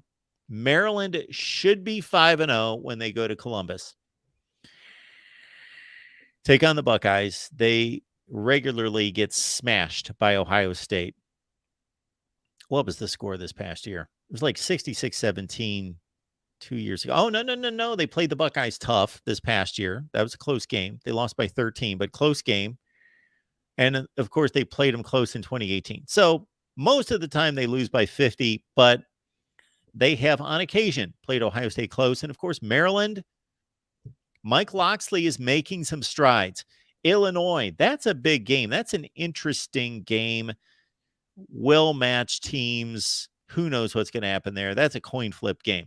Bye week, they go to Northwestern, got to win that game. Closing drive against Penn State, one of those old Eastern Bloc rivalry games at Nebraska, Michigan, Rutgers. So Maryland plays Nebraska, Northwestern, and Illinois out of the Big Ten Western Division. So not a difficult draw for the Terps. All right, let's move it on to our next team out of the Big Ten Eastern Division. Let's go with Penn State. No, let's go with Sparty. Let's go with Michigan State. Mel Tucker takes over for Mark Antonio, goes 2-5. Does beat Michigan. Then, of course, has the breakout season with Kenneth Walker at tailback. They win the Peach Bowl. They finish in the top 10. They go 11-2. And then last year, this team was awful. They basically had 2 receivers and a quarterback. Yeah, otherwise, just Michigan State was terrible. They basically had Peyton Thorne and a couple really good receivers. Keon Coleman. And I get them mixed up because Naylor, I believe, went to the NFL. No, Jaden Reed went to the NFL. One of them stayed. One of them went. Good tight end. The offensive line was terrible. They had no running backs. They had no defense. Just especially the rush defense was strong. So Mel Tucker needs to prove something. This guy got a contract extension because he had one good year. So anyway, here we go. Central Michigan, Richmond, those have to be wins, of course. All right, Washington comes to town. And if you watch that game last year, Michigan State lost on the scoreboard by 11 points. They got annihilated. They got completely dominated, and they threw up some you know, cosmetic points late to make it look good.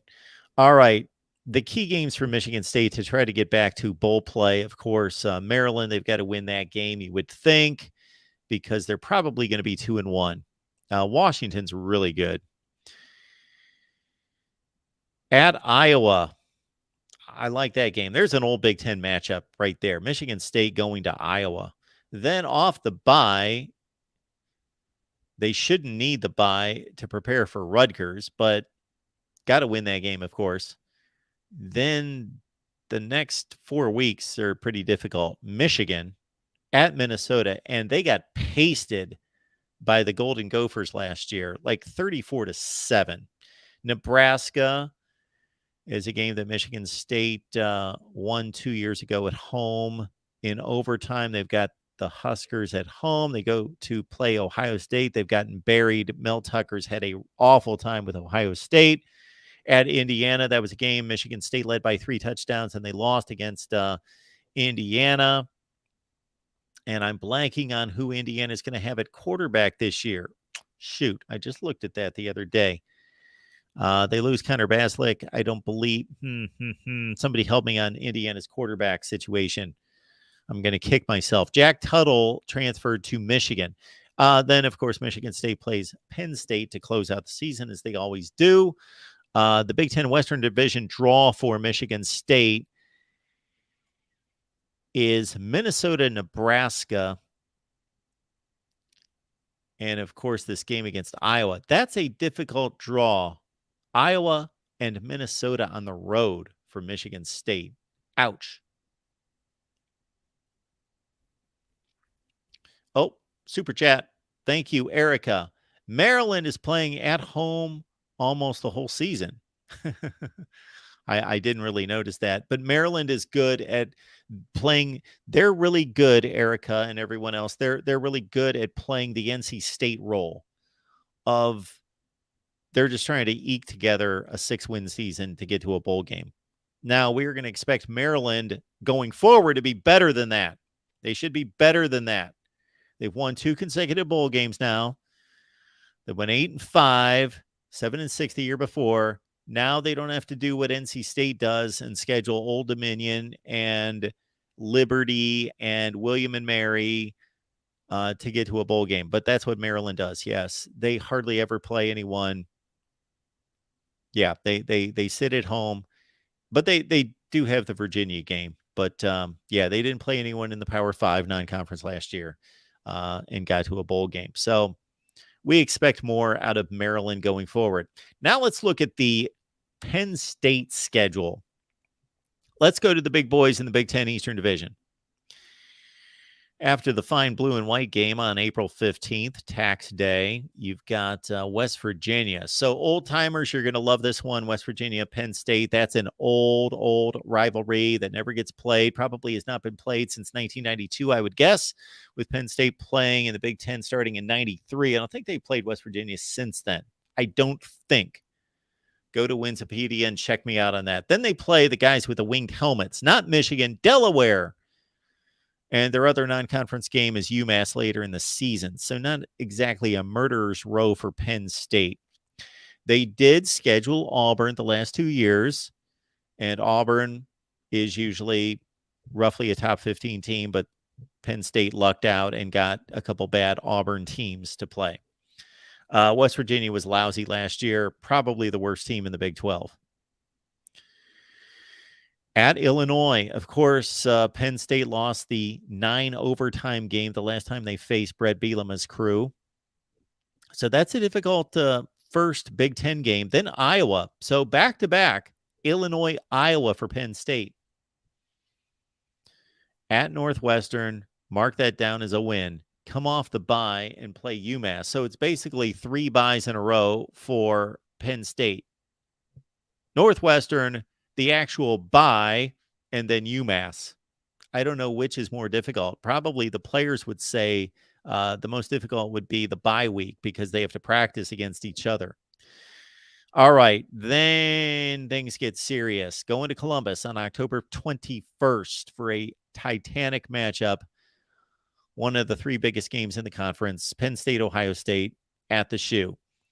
Indiana at Maryland, Michigan, Rutgers, Michigan State. Don't see anything out of the ordinary there as they play all Big Ten Eastern Division teams down the stretch after playing the three Western Division teams out of the gate. But again, Penn State with a fairly difficult draw out of the West with the two possible best teams. All right. Now, yes, of course, Brett, you're right. Maryland on the road is a sneaky, difficult game for everyone, but especially Penn State. They dropped that game against Maryland 2 years ago. Tony, thank you for that. Yes, we want to give equal time to the Maryland side there. So let's understand that, yes, I was picking on Maryland a little bit, but in roughly like 2016, 17, 18, in that range, they played a home and home with Texas and beat them both times. Yes, they played at RFK Stadium or whatever they call that new Washington Stadium the Redskins play in. They played there, and then they had to play in Austin the year before, and they pulled off 2 upsets. And they were pretty resounding upsets, too. They whipped Texas. Good call there, Tony. Appreciate that. All right. Let's go to, we looked at Michigan. So to round out the East, we go look at Ohio State's schedule. And again, as we noted when we looked at IU's schedule, they play on the road against Indiana to open up the Big Ten, which is unusual. Kind of unusual that they play their big non-conference game in week 4 at Notre Dame after 2 warm-ups against Youngstown State. This is the only FCS you're going to see Ohio State play, and there's an obvious connection there with Jim Tressel. Western Kentucky, the Hilltoppers are a respectable group of 5 team. Off week after Notre Dame, pretty well placed because Maryland won't be a cakewalk at home. Purdue on the road, Penn State, okay. Penn State and Wisconsin back-to-back, especially, let's say, Ohio State, regardless of the outcome, whether it's a disappointing loss or it's a huge win, then go to Camp Randall the next Saturday. And so that's got like big noon kickoff written all over it going to Camp Randall the next Saturday, or it could be an ABC primetime game. So difficult back-to-back for the Buckeyes there. They should be able to handle that early November section, although Minnesota at home is not a cakewalk. Don't know what to think of Minnesota exactly. Going to do, obviously, the personnel dive into Minnesota, but they lose Tanner Morgan. But I actually think the backup quarterback, Kelly McManus, is a better thrower and will be a better quarterback. They lose, of course, one of the best backs in the history of the program and the Big Ten, and Mo Ibrahim. And then, of course, the vaunted trip to Michigan, where the Buckeyes will look to not lose 3 consecutive games for the first time since 1997, when they lost to the Wolverines in 1995, 6-7, costing them a shot at the national championship all 3 of those seasons. They were either ranked 1, 2, 3, or 4 and lost to the Wolverines 3 consecutive games. So there we go. Ohio State, Michigan, of course, just the TV rating on that game was a playoff. Vaunted trip. Yes, dependent fanatic. Vaunted. All right, let's go to the West, the better of the 2 divisions, of course. Let's start with Northwestern. No, we don't have Northwestern on the board, so we'll just grab Minnesota. The Gophers is PJ Fleck. He's done a nice job at Minnesota, but he has yet to win the division. Great bowl record. He wins all his bowl games. I think he's won every bowl game. They beat Georgia Tech. They beat Auburn. They beat West Virginia. They beat whoever they played this past season, Syracuse. Yeah, and there's somebody else in there. 2018, 19, 20, 20. Yeah, they missed a bowl game in 2020. So he's 4-0 in bowl games. Anyway, they just finished a 9-4 season. So if you look at the last 3 regular seasons minus the COVID year, the last 3 full seasons, Minnesota's 11-2, 9-4, 9-4. But they have yet to win the West. And this, of course, is going to be the last year of divisions. Okay, I said it. Okay, let's first get to this August 31st. So note the dates. This is intriguing. So we are going to have a really nice little matchup with Nebraska and Minnesota. Yes, Tony, I did say that Minnesota beat Auburn. Anyway, look at this. This is a week 1 matchup on a Thursday night. I love this. So the Big Ten is smart in doing this because they get the Fox cameras out there and they do it up big on a Thursday night, and they really aren't, ESPN will have another big game. So last year it was Penn State Purdue on Fox, and it was West Virginia Pitt on ESPN. So you get 2, and then there's some other group of 5 games going on, but basically 2 big matchups on the Thursday night to open the season. And it's a huge game. It's a big game right out of the gate, and Minnesota has dominated Nebraska in recent years. Eastern Michigan. Okay, this is what I love. This is when I went love, love, love, love, love, love, love, love, love, love, love, love, love, love, love, love, love, love. About 20 minutes ago, this is the game I was thinking of. All these other big matchups we'll be talking about. Love this game. Love this matchup. September 16th, Minnesota at North Carolina. Drake May hosting the Gophers, who fielded one of the best defenses in the country last year. This is a really good matchup. Love it. Okay, back into Big Ten play with Northwestern, Louisiana. So Minnesota in recent years, really under PJ Fleck, they had a home and home with Colorado, and of course, they couldn't help that the Buffs were just beyond awful. So they haven't really played anybody with a pulse outside the conference. They have played some of the lousiest teams imaginable. So it's great to see Minnesota and North Carolina. All right, let's get to Big Ten play. They would have already played Nebraska and Northwestern. And Nebraska at home at Rule's first game on the road. You got to think Minnesota's going to have a nice advantage there. Michigan at home. Love that game. Bye week before going to Iowa, and you Hawkeye fans and Minnesota fans will note that Iowa has manhandled Minnesota for years. And this has been PJ Fleck's bugaboo right here, trying to beat the Hawkeyes. And they had the game last year. They had 3 trips inside the red zone in the fourth quarter last year and coughed it up every time. So they go to Iowa. That's going to be a huge game. Michigan State, Illinois. So again, anytime Wisconsin, Illinois, Minnesota, and Iowa get together this year, it's a huge game in the West. And it's a huge game considering the ramifications long-term of having the divisions blown up and USC and UCLA coming in and maybe having the last chance to get to a Big Ten championship game. That closing run is not necessarily easy. After Michigan State, Illinois at Purdue, and even though we expect the Boilers to be down, it's on the road before going to Ohio State and Wisconsin. So Minnesota has been fortunate with some of its Eastern Division draws in recent years, but this year it's Ohio State and Michigan. Yikes. All right, folks, let's continue with the Big Ten Western Division. Has anybody sent anything in we need to see? All right, let's go to, how about Illinois? Here come the Fighting Illini under Brett Bielema, of course, coming off that 8-5 season. That could have been so much better.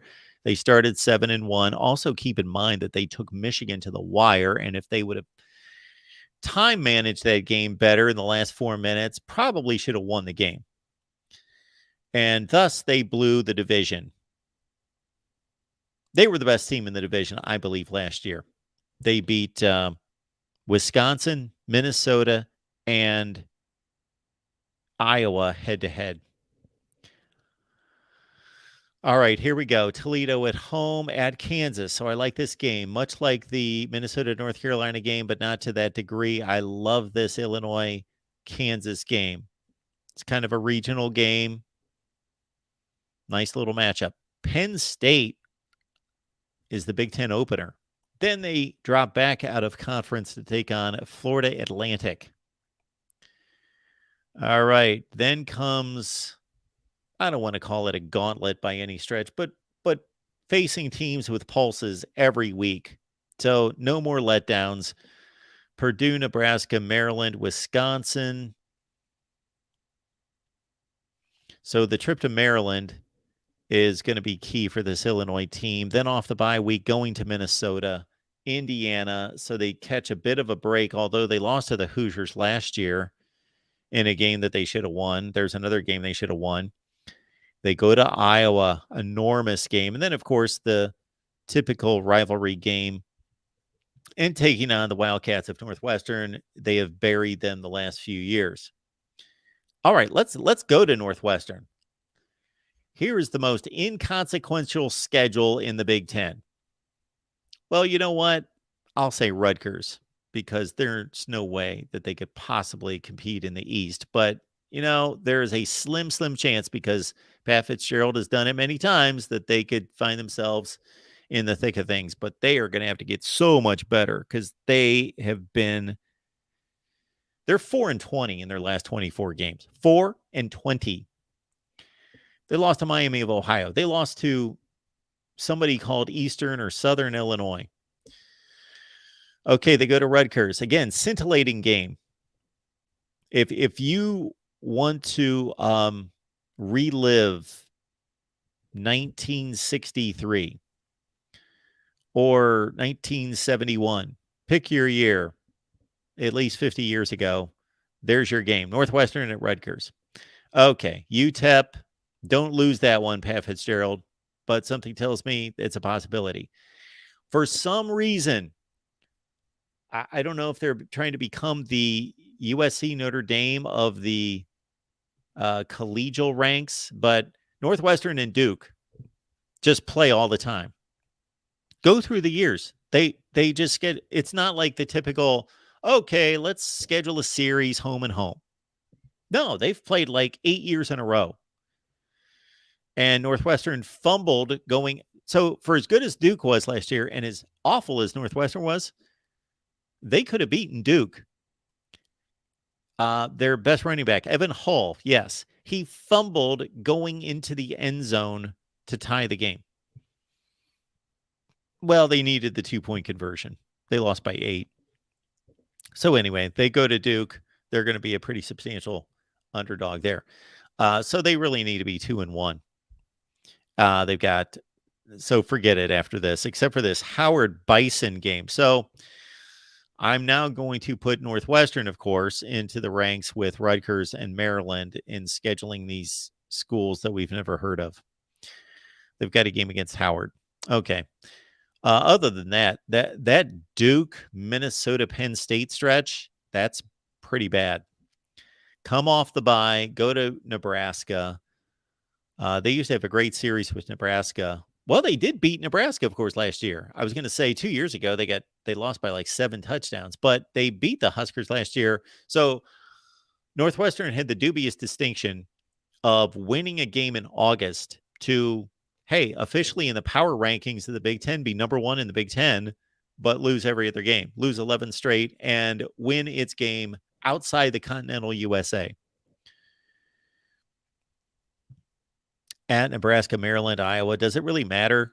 I've got no faith in this program now.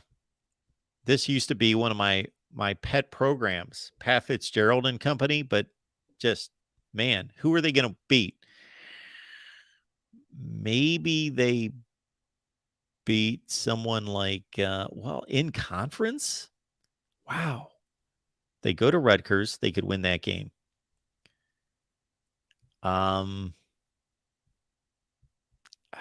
maybe Purdue.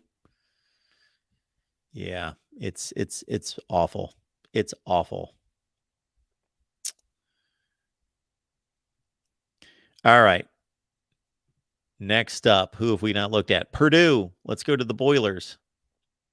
The defending Big Ten Western Division champions. Something that will not be able to be stated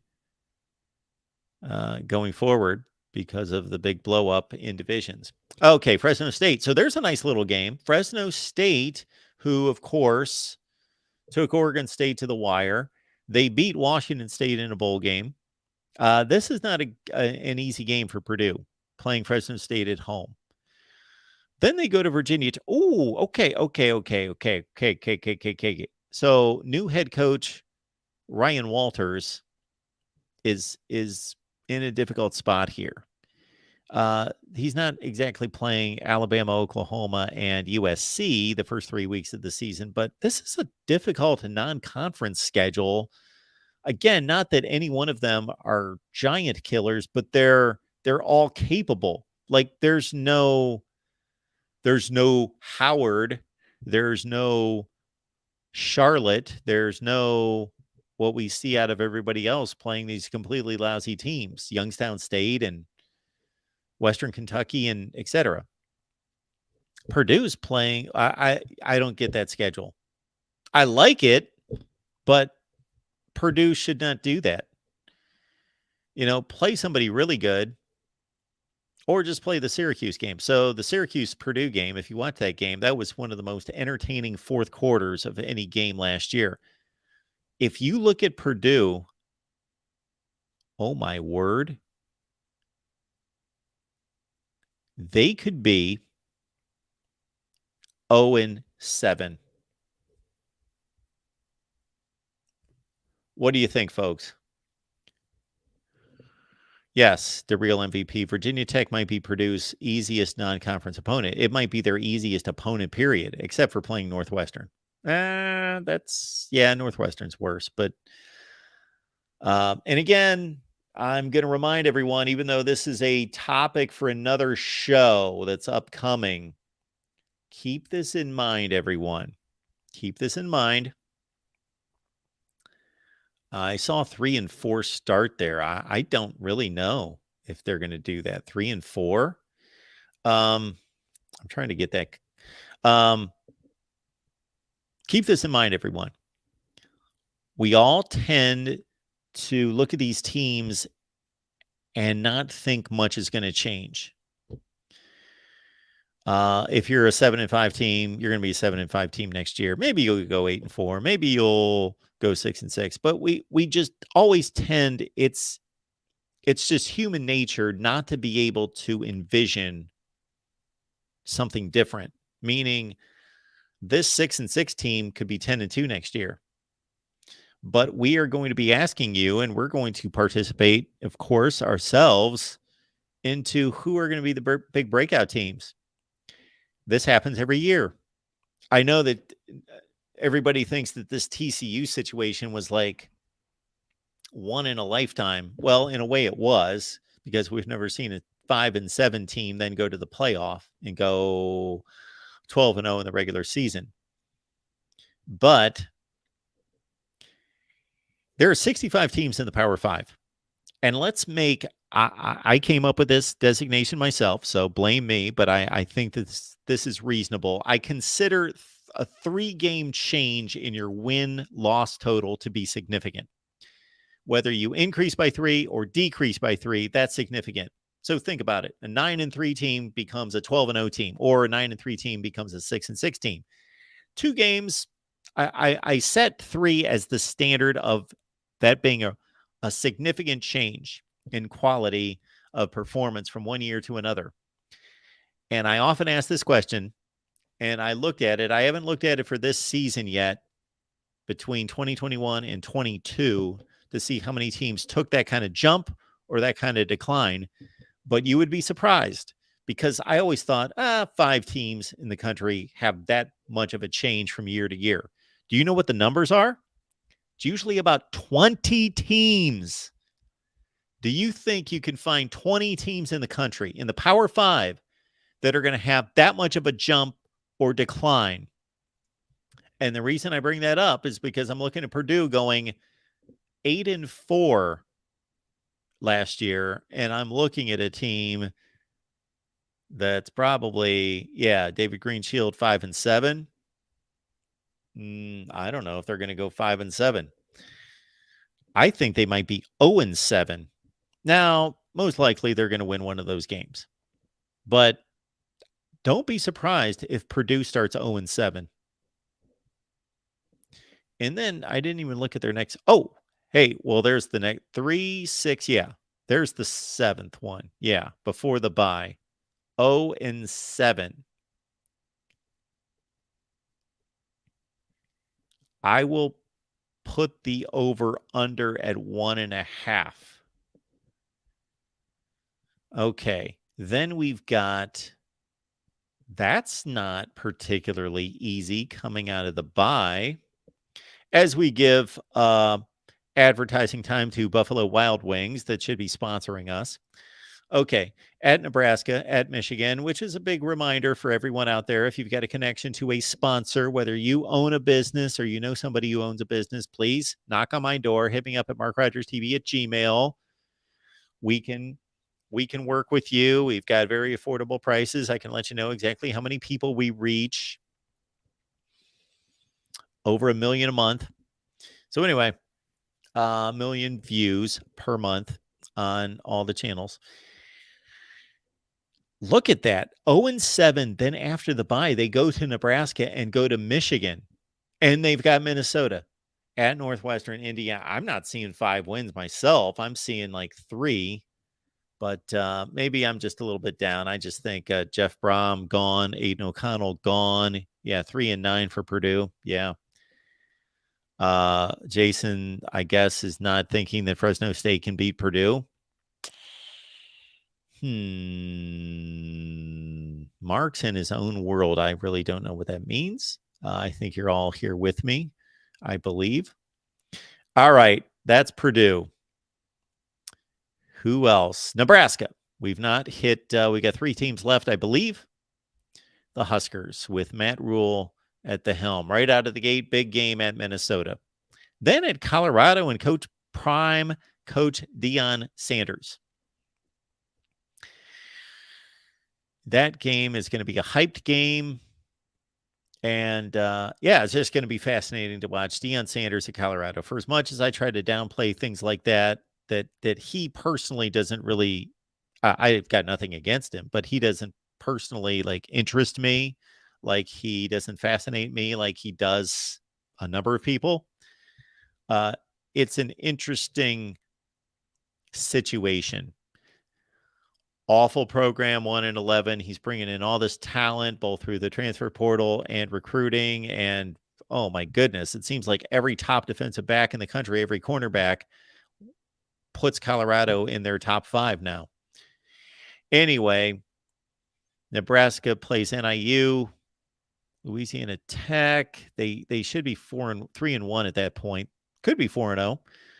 Michigan, Illinois is a tough back-to-back. Northwestern after the bye, got to win that game. Got to beat Purdue as well. So they could get on a bit of a roll here. Northwestern, Purdue, Michigan State, possibly. Maryland will not be easy. And then the final 2 games of the season, unless things change dramatically, they'll be a substantial underdog, although they ended a 8-game losing streak to Iowa this past season, winning that game. And of course, that's on Black Friday. So Nebraska has to face Michigan, Michigan State, and Maryland. That's a pretty tough draw out of the East.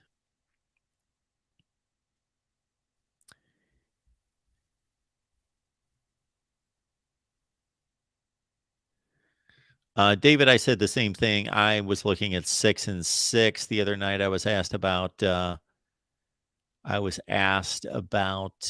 Nebraska's forecast, and I was asked, Jake Hayner's gone. Yes, zone 6. I understand that. But you know what? These teams actually come up with a different quarterback. They actually replace these guys. All right, Wisconsin, Luke Fickell. I may be putting too much on Luke Fickell this year to really step up and do something with this team right out of the gate. Maybe I'm fooling myself, but I'm expecting it to a degree, not like 12-0, but Buffalo out of the gate at Washington State. Of course, the Badgers dominated that game statistically, but blew the game, lost to Washington State. Georgia Southern. So those are the 3 non-conference games. I'd call the Washington State game on the road as a toss-up. Got to win the other 2, then go to Purdue to open up Big Ten play. Then got an off week. Start October against Rutgers. Iowa's, of course, an enormous game. These are the 2 best programs in the conference right now. At Illinois, Ohio State. That's a tough 3-game stretch. Iowa, Illinois, and Ohio State. Go to Indiana, take on Northwestern, Nebraska, and Minnesota. So out of the Eastern Division, they've got to battle Ohio State, Rutgers, and Indiana. So that's not bad. Ohio State at home, that place is going to be rocking for that game. Let's say they get off to a 3-0. Let's say they're 5-0, 6-0. Then they trip up. Well, let's say they're 6-2 when they play Ohio State. All right, that's the deal for Wisconsin. Now we wrap up with the Hawkeyes of Iowa. It's unfortunate because this team has a prolific offense, one of the most exciting in college football, but they just cannot get it together on defense. They're atrocious on the defensive side of the ball. Can't stop anyone. Just horrendous. But the offense is amazing. Erica's planning a trip to Madison. Erica, if you do that, we may want you to turn your phone on and give us a report. All right. Iowa, here we go. Utah State, the Aggies could be, they could be a little pesky. At Iowa State, Iowa's won that game a million years in a row, but then they lost 10-7. Of course, Iowa lost 10-7. Western Michigan. All right. At Penn State against one of the best teams in the country, we believe. Michigan State, Purdue, at Wisconsin, Minnesota. That's not an easy stretch. Then they got the bye week before Northwestern. Iowa will most likely make the Northwestern game close. And then they got Rutgers.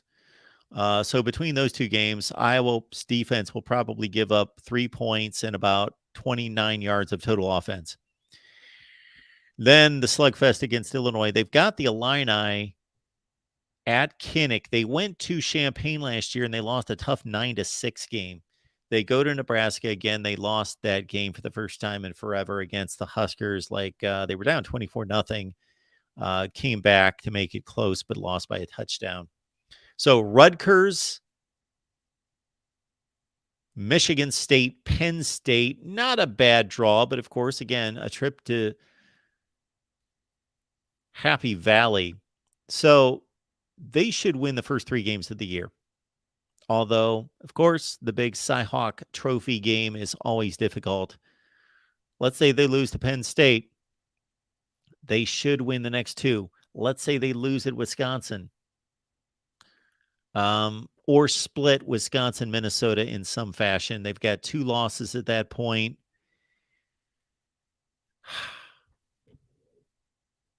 They've got Illinois at home. Northwestern, Rutgers, Nebraska. Is Iowa going to go 10-2?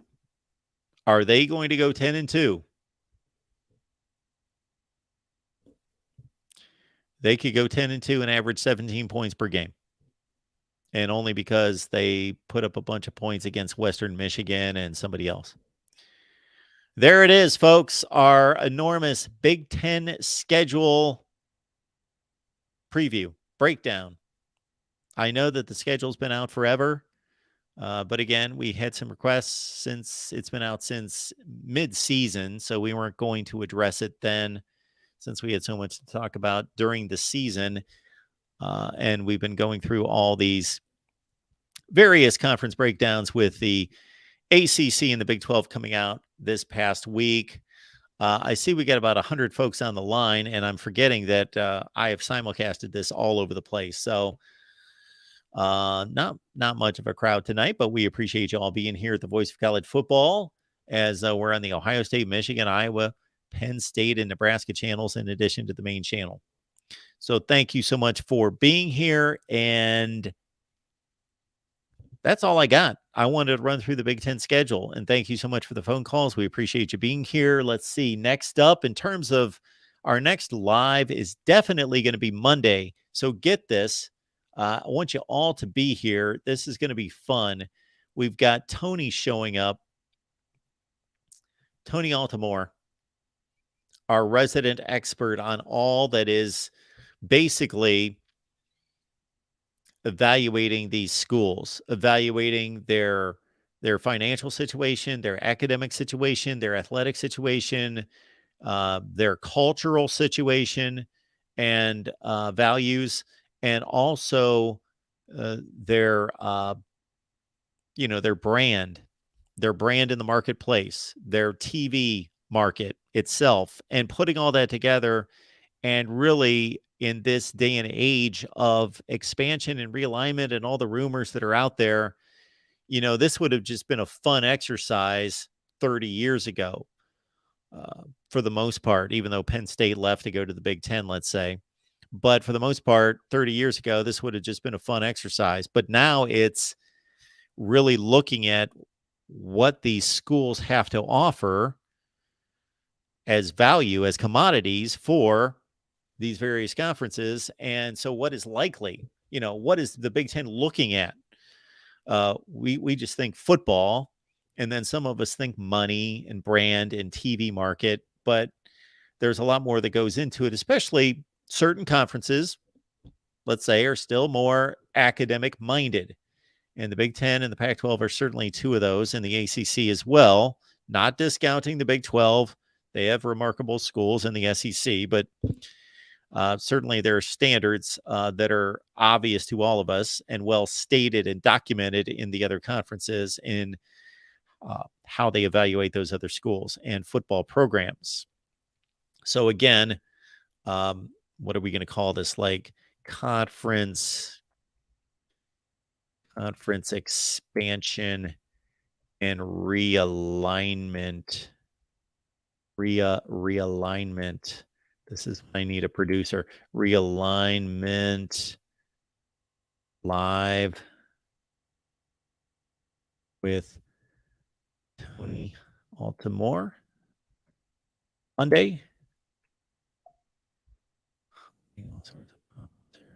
Monday, 6 p.m. Eastern Time.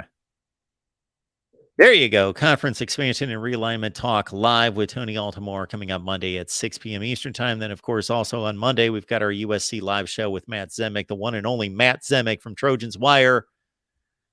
We always have a great time with Matt. Great stuff out of all of you here at the Voice of College Football. Also want to let you know, as the crowd is dwindling, this happens, of course, I'm wrapping up the show and everybody's like, oh, he's out of here. But always have important things to say at the end. One would be that we've got a get-together with Steve Dace from Michigan Podcast every Thursday. Now, I love talking football with Steve Dace. Absolutely. Sign me up for that every day.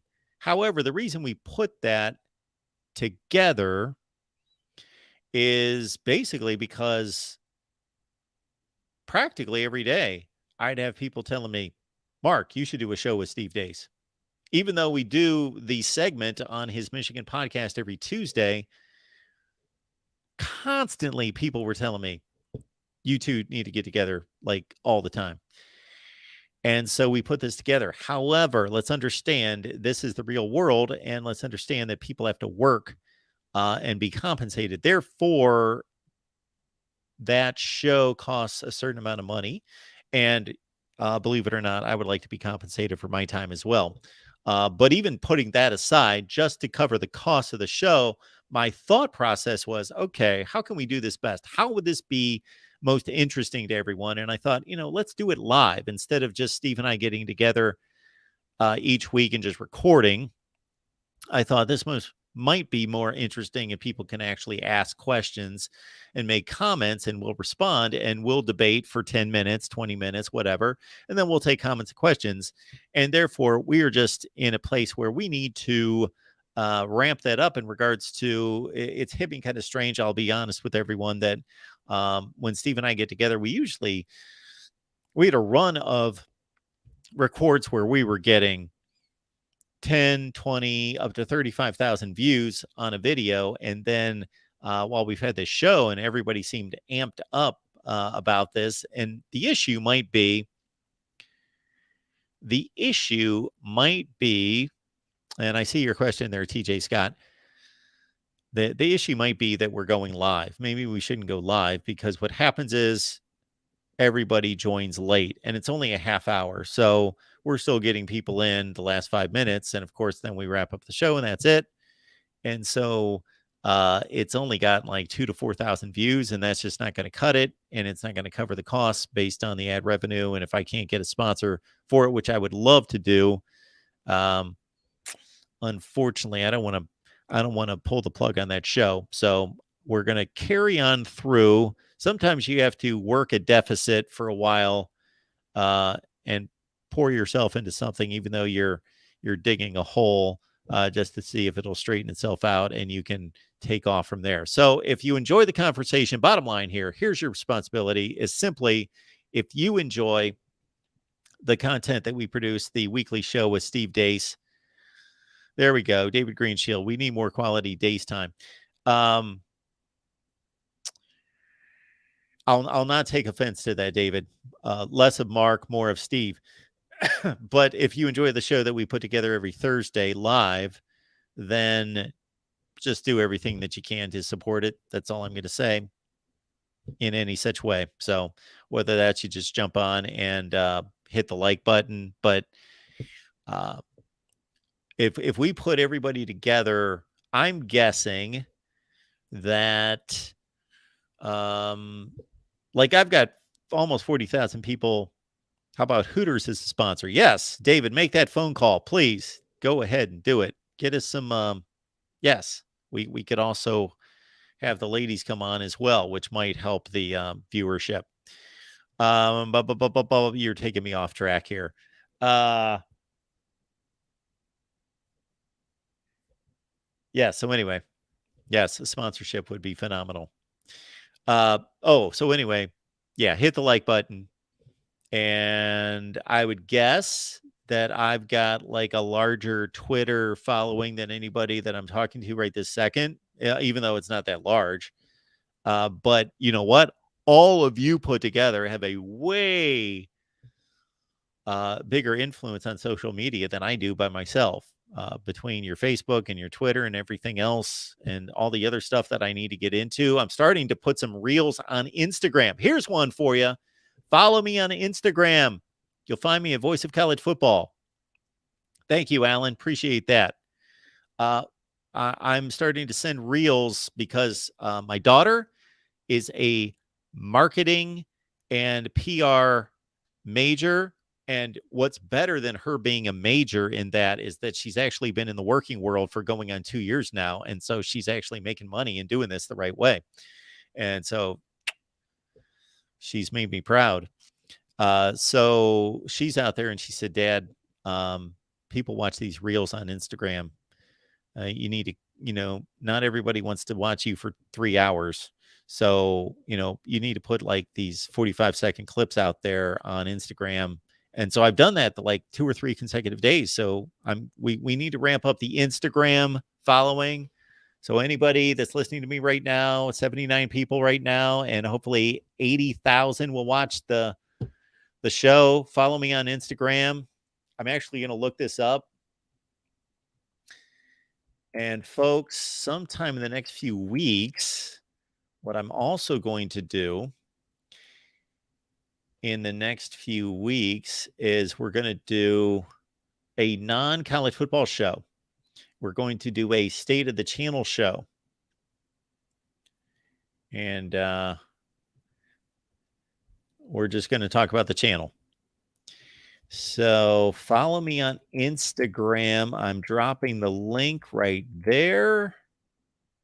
Oh, you can see right there. I just popped it up on the screen. So follow me on Instagram. And my daughter said Instagram doesn't even push pictures anymore on Instagram. It's all about reels because they're trying to compete with TikTok. I don't think I'm going to go the TikTok route quite yet. Don't see that happening. Shoelace Sooners here. Look at this. I think some feedback from users for future changes to the website would be good too, Mark. Feedback from users for future changes to the website. Oh, the website. Yes. And this guy right here is doing yeoman's work as we speak. So we're going to have a killer website here sometime. It's going to take a while. So don't expect it tomorrow. YouTube Shorts. Yes, I did a couple. And I need to do more of those. And yeah, I want to grab like a quick, interesting, like fun fact or a news story, just kind of my quick take. And that's what I should be hitting you all up with. Anytime you guys hit me up with something and say, why don't you do this or that? My response is typically like, yeah, I'm like working all the time anyway. So it's all about priorities. So some things are going to have to go. I actually believe like the way this is going to work best in the future is me producing less content. Too much content. I worked on a recruiting video and I posted it today. I liked it. I enjoyed working on it, putting it together. I thought it was good, but nobody watched it. So, ooh, that's a good idea right there to Real MVP. Look at that.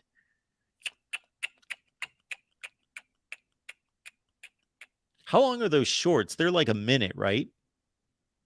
That's an idea. I like that idea. I think shorts have to be a minute. Huh.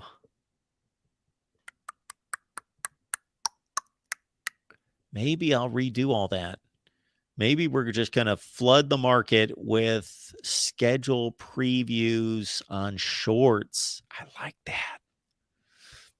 Oh, man, Connor's got another good one. Utilize poll fun. I got to write down the shorts, the schedules, previews on shorts. That's very cool. I think that might be an idea. Can I spit out a schedule preview in 1 minute? Utilize poll function on YouTube. Yeah, I don't really know. Oh, you mean on the community page or here on the chat? Can I do it like on the chat? I don't know how to do it. DeReal. Here you go, DeReal.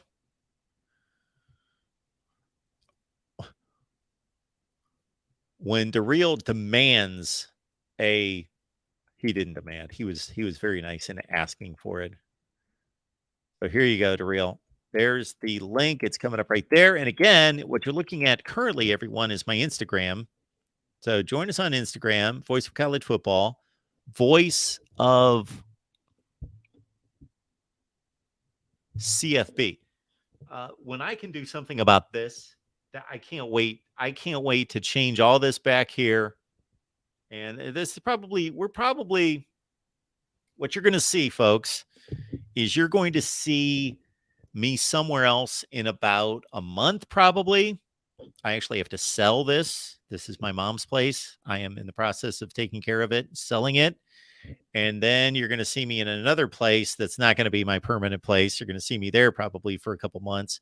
Then hopefully I'll be where I can permanently be and have the setup the way I want it. The Real MVP's here. Hey, Mark, how you doing this evening? I'm doing just fine. I'm trying to take down all these suggestions. Well, I just wanted to expand on my suggestion. Okay. Because I've seen it done before where people predict the win-loss record of certain teams as YouTube shorts Yeah. or do a basic preview. Yeah. But the shorts is like TikTok, which is like Instagram Reels. They're a minute, right? They're Max. a minute long, I believe. Yeah. Maybe 90 seconds, but I believe it's a minute long. But the algorithm on YouTube makes no sense to me when it comes to the shorts, because I've seen it to where YouTubers that are about the same size of you will have 1 million views on a short. And it'll be just like 5 or 6 videos where they have 30,000 subscribers, but their shorts will have like 1 million views, 900,000 views. So I think YouTube pushes out those shorts way more than videos nowadays. You are probably right. Because I think, people's attention span, and just like I was telling you with my daughter saying the same thing on Instagram with Reels, they're trying to compete with TikTok, and they just think tons of people just want to. And I got to say, I do this myself, whether I'm on Instagram or on Facebook. I get just killed with these Reels, and I do tend to click on them, and they're quick, and I do the same thing. So I guess I should be learning from my own habits. Right. And those fact videos are something I find myself, because all fact videos is you need like 2 or 3 facts or interesting tongue twisters and all that. And, the next thing I'll know, I'll be reeling through 15, 20 videos, which is only 20 minutes of time. That's one YouTube video on average that you post probably. But you scroll through them, that's 20 separate views. Does that make sense what I'm explaining? Oh, absolutely. Yep. So I don't know if you would do that for each team. Like, you remember in 2021, you did a South Carolina video, an Auburn one, a Georgia Tech preview. I don't know if you want to do it for every team or just start off with the big teams first. Yeah, maybe I'll start with the big teams. Yeah. But something else I've noticed about the algorithm of shorts is when they go viral, makes no sense. So you can upload a short and it'll bomb. Yeah. But like a year later, it'll gain like 1 million views nowhere. Well, the problem with what we do here, of course, the real is everything's dated. The stuff that I talk about, it's no longer relevant a week from now. Well, during the off season, it depends. If I'm doing a record prediction, obviously that's going to be good for the next 6 or 7 months. But it's not like I'm doing gardening or plumbing where that's good in 10 years. It's always going to be good. The stuff that we talk about obviously has a very short shelf life. Right. But maybe like instant reactions, because people want to find about it instantaneously. If you did a 60-second short, maybe being relevant would be a good thing in that case. I don't know. I'm just speculating. Yeah. And like somebody, Day said something the other night that somebody commented to me and said, you got to clip that off for a short. And I did. I put it on, it's on one of those reels that you see on Instagram. And then there was also, I don't know if you were watching, we had Talk Is Pitt on, and he was just said a couple crazy things. And I was like, Talk Is like, he thought Stanford was in Indiana and he didn't know that Arizona was in the Pac-12. And I said, you know what, you're going to get me shut down here. I just made some kind of comment and I got up and made a big deal about it. And people are like, you need to clip that kind of stuff off. When you rail on somebody or, whatever it is, something that brief that catches people's attention, make that a short. Yeah, that could work. Because I got to tell you, DeReal, you were one of the reasons why, not that I wasn't going to do this video anyway, but because I did it last year and you reminded me that I did either the first year head coaches or I think it was the new hires. I ranked the new hires, the coaching new hires. Yeah, I saw that. Well, that video last year did like 7,000 views and this year it did like 500.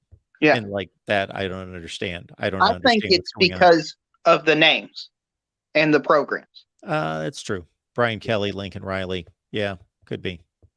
I mean, if you took the 5 biggest coaching changes from last year. Yeah, that's true. Compared to this year, I mean, Deion Sanders, then what, Jeff Braun, probably the two biggest names. Yeah. You're right. But see, a lot of this stuff, I just, it's hard to figure out with YouTube, because some of it, the thumbnail's decent, other times it sucks. Sometimes my title sucks. Those things all work, as you well know, into and momentum is a huge thing with YouTube. Like if I put out a video and for some reason it hits the first hour or so, then YouTube's going to keep pushing it, and it's going to take off. But if it stalls, then it's dead. And like, yeah, it's a strange beast, isn't it? Yeah, it's a very strange beast. Absolutely. Well, since I'm here, I might as well ask you some football questions, Mark, because that is what this is about, right? Yes. So I was looking at those football schedule. Iowa's the most intriguing team to me because I know they've got Brian Ferentz, but I could see 9-3, 10-2. Mm-hmm. And to me, they're suggesting they kept him because of the win. Well, if they get 10 wins this year, don't you imagine Brian Ferentz is going to stay there again? Because they've won 10. Average like 12 points a game and go 10-2, and he'll keep his job. Well, I understand that, but I'm not talking about from your perspective, Mark. Yeah, that's what I say. He's going to keep his job. Okay. Yeah. And what team do you think you were most willing to watch, or most interesting team in the Big Ten? Most interesting team in the Big Ten. At a high level, Penn State. Okay. Which team is the most intriguing team? At more of a development, okay, can they possibly break out? I think that Wisconsin, well, I'll answer it right there, Wisconsin, but I do believe in the West, Wisconsin, Iowa, Illinois, and Minnesota. That's, again, every time those four teams play, who knows? They're the four best teams until Nebraska proves otherwise. But I am intrigued with what Mike Loxley's doing at Maryland. See if they can take a step. Talia's coming back at quarterback. Now, I did some scheduling, and I'm pretty sure Penn State, okay, they play some nobody-like team like Howard or somebody like that, a non-conference opponent before they play Ohio State, where Ohio State has to play Purdue the week before. Yeah, I'm pretty sure it's at Purdue, too. Purdue's a capable team. Sure. Do you think that could play a factor into next week before they match up? Sure. Oh, I think that's, coaches wouldn't admit to this, but if Penn State's playing whoever you just mentioned, they can basically they can prepare for Ohio State for 2 weeks. They're not losing to whoever. They're going to beat them by 6 touchdowns, where Ohio State legitimately has to take Purdue seriously. Yeah.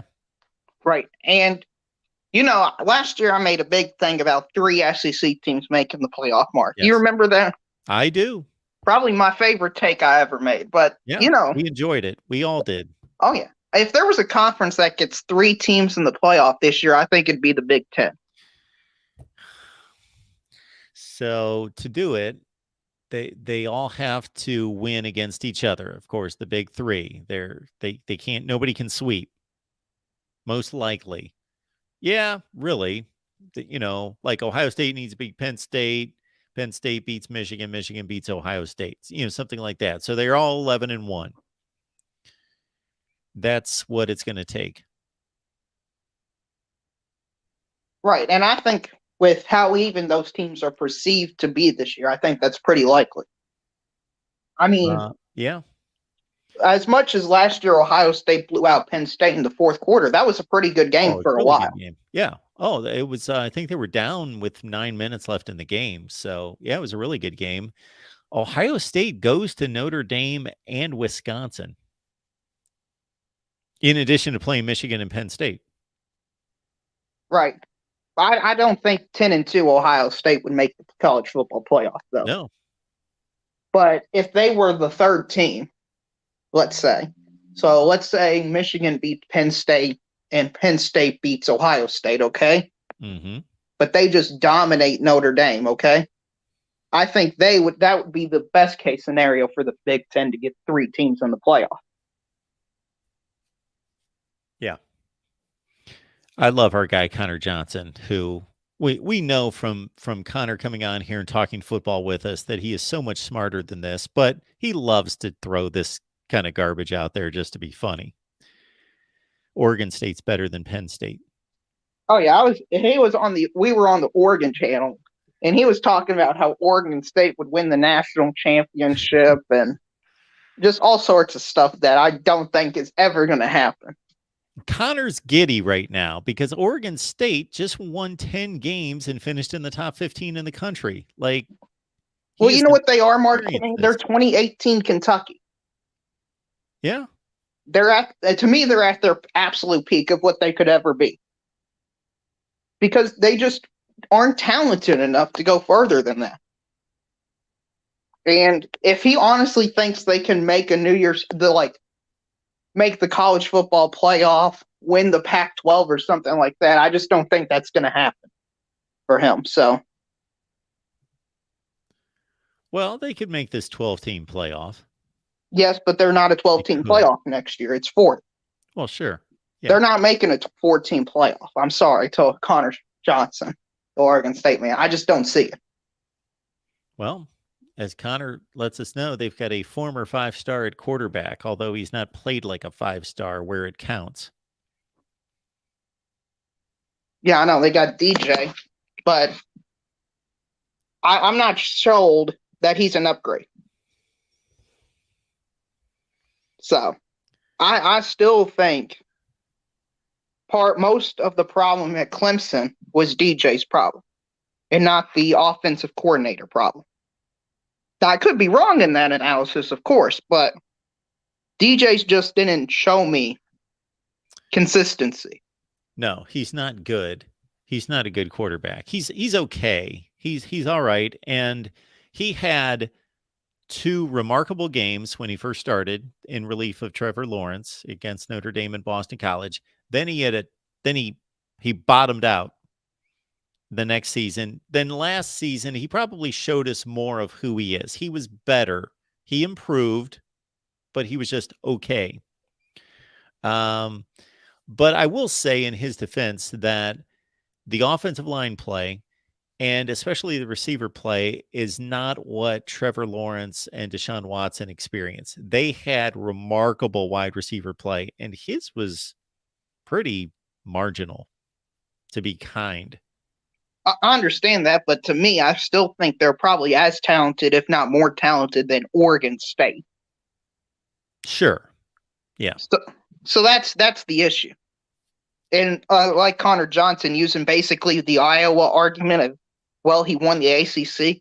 I think Clemson won the ACC in spite of DJ Uiagalelei, not because of him. Yes. So I don't think that holds any merit at all. I would agree. I'm going to be a little bit kinder than that. I'm going to say that he contributed to it, but he did not put the team on his back. They won because they've got Will Shipley at running back and a ground attack and, of course, a defense. That's what won it. And it was probably this Clemson team, when it was all said and done and we got to see them play Tennessee, South Carolina, and Notre Dame, they weren't as good as the Clemson team that did not win the ACC the year before. This Clemson team, that's a pretty significant drop-off for Clemson football. Probably one of the most disappointing teams in the country. I know we don't look at them that way, but there was talks of them before last season of them winning the national championship. Yeah. They had 3 big out-of-conference games, and they didn't look good. Right. At no point in the season did I think Clemson can win the national championship. No. Even after beating Wake, what was it, 51-45 in double overtime? Yes. So I just don't see DJ Uiagalelei. I actually think Oregon State probably finishes worse this year than they did last year.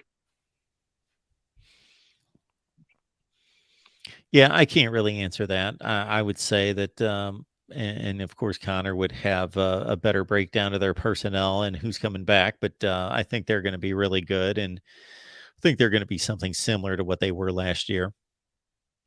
Again, keep in mind, Ariel, did you hear me about 10 minutes ago when I said this is going to be our yearly practice? I think we did it last year, where there are about 20 teams, close to 20 teams, based on I'm tracking this every year, that are either going to increase or decrease their win total by 3 games. And coming up with that many teams is tough. But that's what's going to happen. Right. And when I think of it like that, I just think of what team is the most likely team to do it. And I could very easily see Oregon State, ranked in the top 15 and them being unranked at the end of the season. Yeah, you can look at it that way too. So the same thing with the rankings. More than half of the ranked teams in the preseason rankings didn't finish ranked. I think 13 out of the 25 did not finish ranked. So same thing when we look at the preseason top 25. I don't know. It's usually the number's usually more like 7 or 8, 9 in that range, but still you look at that top 25, at least I do, and it's tough for me to find teams and think, well, they're not going to be ranked. They're not going to be ranked. Like, I usually look at it and think just about all of them are probably going to get ranked, but that's not what happens. And the same thing with just flat out wins. Like, I look at that Purdue schedule thinking they went in 8-4 last year. Okay, they are a prime candidate to be one of those teams that's going to drop by at least 3 wins next year. Right. Well, I'll give you an early one that I think. I think Utah. Ooh. I don't think Utah will be ranked. I think they're out of conference schedule. I think they start off the season 0-2. Yeah, but I'm talking about increasing or decreasing your win total by 3. Yeah, I think they can do. How many games did they lose? 3? Yeah, they went like 9-3. Well, if they start off 0-2, they lose to USC. That's 3 right there, Mark. Washington on the rise, UCLA on the rise. Outside of the really, really big games, the game that's going to spark a ton of interest on this channel is going to be the Florida-Utah game. That's going to be phenomenal. Oh, I know. That's going to be great because I want to hear the excuses because I was told all of last year, the only reason Florida won was because it was in Florida. Well, I wonder what's going to be if Florida wins this year. But Florida's really not that good. I don't know that they're going to be that good this year. Mark, they won last year, despite not being that good. Yeah. It shows an indictment on the Pac-12 more than how good the SEC is, Mark. That's all that is. Our buddy TJ Scott's missing this. So yeah, Baylor, Utah, that's a really good matchup. Interesting game, TJ. But see, we've got kind of like a Pac-12 SEC thing going on here because we've got a Pac-12 show during the season. And we've got quite the contingent of Pac-12 fans that love to defend the Pac-12. And then we've got, the reality of the SEC and its dominance.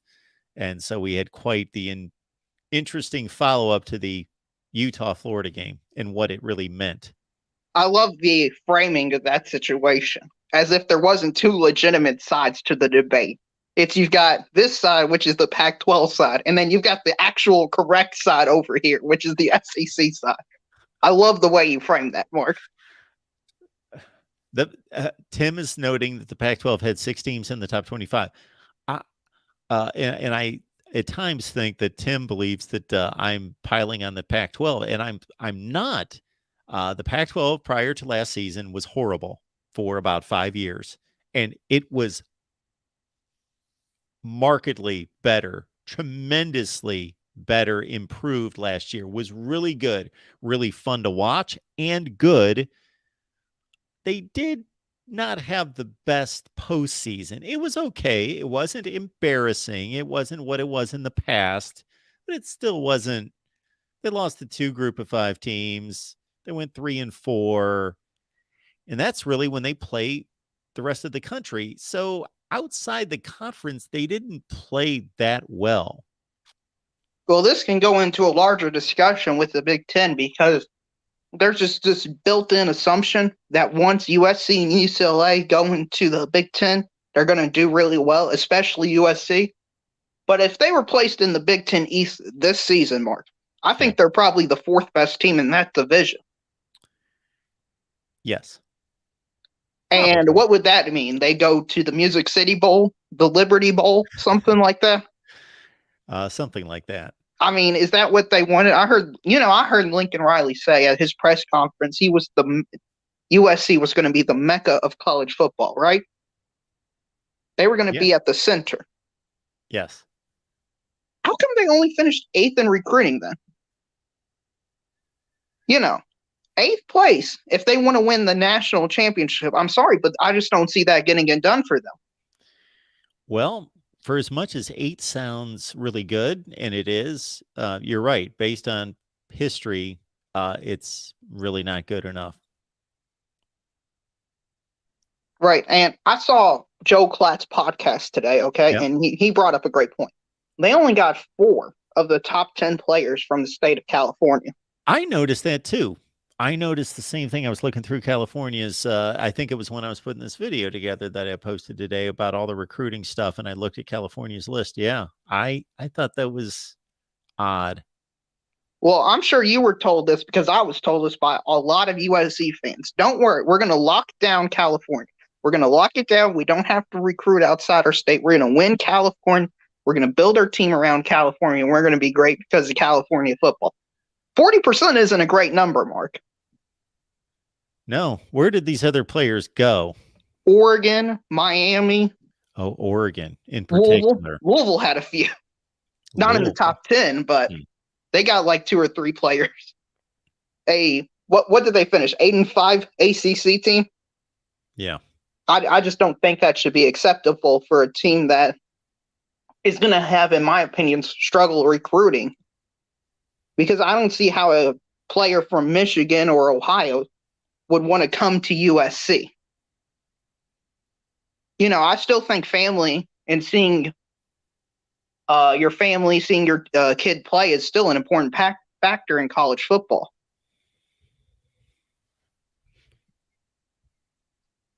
So, you got anything to add to that, Mark? Well, I'm going to balance that out because it is fun to go along with some of your rants, and I think they're reasonable. I would definitely call you out, like I do, if people say completely unreasonable or unfactual things. There's nothing that you said that's unfactual, but obviously USC, I would be shocked if they are not a major factor in the Big Ten. Yeah, I think they'll be a factor in the Big Ten, like Penn State's a factor. They'll be kind of mentioned as a team that could win it every now and then, but nobody actually expects them except every 4 or 5 years.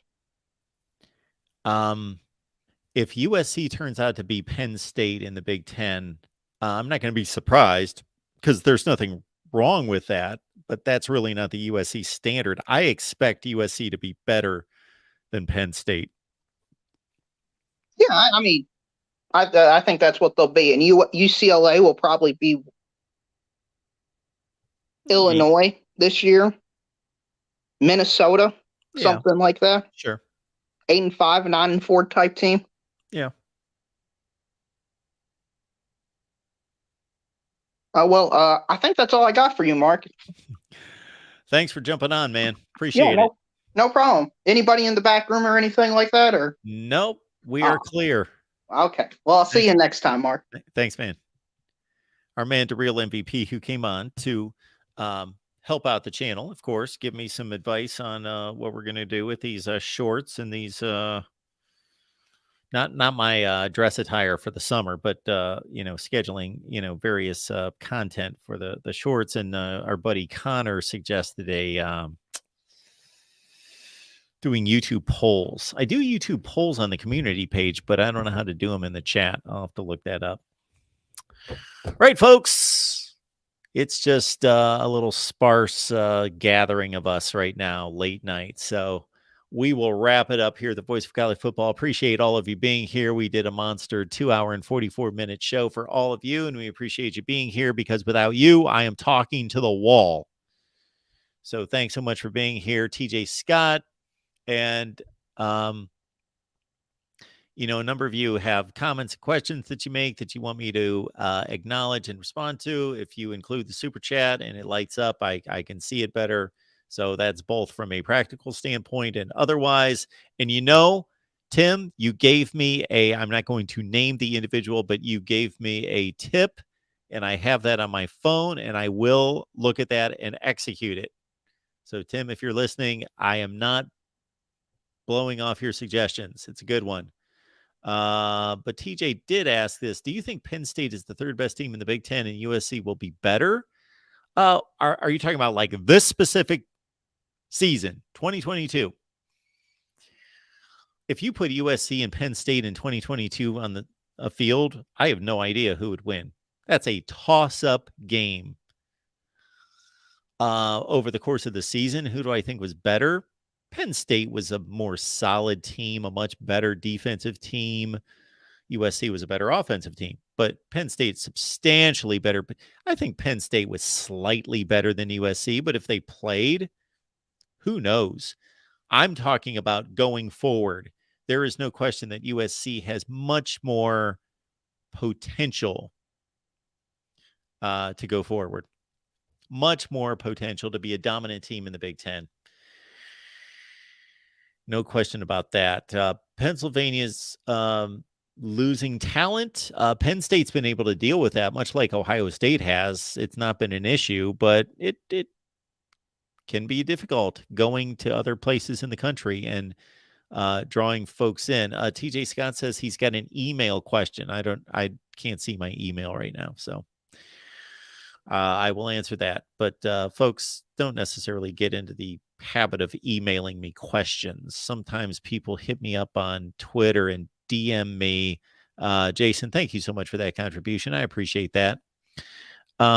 People DM me and they ask me stuff, and I think, you know, I'm here like you know, between 11 live streams for teams and then the call-in shows like 20 hours a week. and you have to DM me on Twitter with a question. So anyway, appreciate you being here at the Voice of College Football. I noted this the other day, and no, I'm not bragging, but you got to dive into a little self-promotion at times. So I noted this the other day, and I'm going to follow it up with another one. Somebody sent me a hype video, a Michigan hype video. It was produced by the actual University of Michigan football program, and it was on their official Instagram page that you see right there that you can follow me on Instagram. Anyway, on the official Michigan Instagram page with like 600,000 followers, and their hype video for their running backs started with my take on the Michigan running backs. And then it went to, you know, a lot of calls from Gus Johnson and ESPN guys and etc. So I thought that was kind of cool. And then one day later, I get sent a DM in Twitter, and it's a hype video of Ohio State safety Tanner McAllister, who has entered the NFL draft. And so he's produced a hype video, or Ohio State has. And lo and behold, again, the first comment on it is coming from the Voice of College Football. So I thought, my goodness, it would be nice. So places like the Ohio State University and their official video department, and Michigan and their official video department, are obviously keeping track of us here at the Voice of College Football, because they're pulling audio clips of me talking about Tanner McAllister and Michigan running backs. Yes. So Uncle Rico, I know that I'm not the only one. I'm just saying that, well, actually in these two videos, I was the only one, because everything else on those hype videos were network broadcasters, game announcers, But I understand. I'm not stating it that I'm the only one. I'm just stating it that they're obviously somebody's watching. Last year, it was an Oregon hype video and a Miami hype video that people presented to me to say, hey, we heard your voice on this video. I got you, Uncle Rico. Totally understand. All right, everyone. We appreciate you being here at the Voice of College Football. Again, our next live stream will most likely be Monday with Tony Altamore to discuss conference realignment and expansion. That's 6 p.m. Eastern time. And also, we will do a live stream sometime before the Super Bowl. We'll do a call-in show, and we will connect the Super Bowl, not just this particular Super Bowl, but just kind of, we will make the college football to Super Bowl connection. We will do that.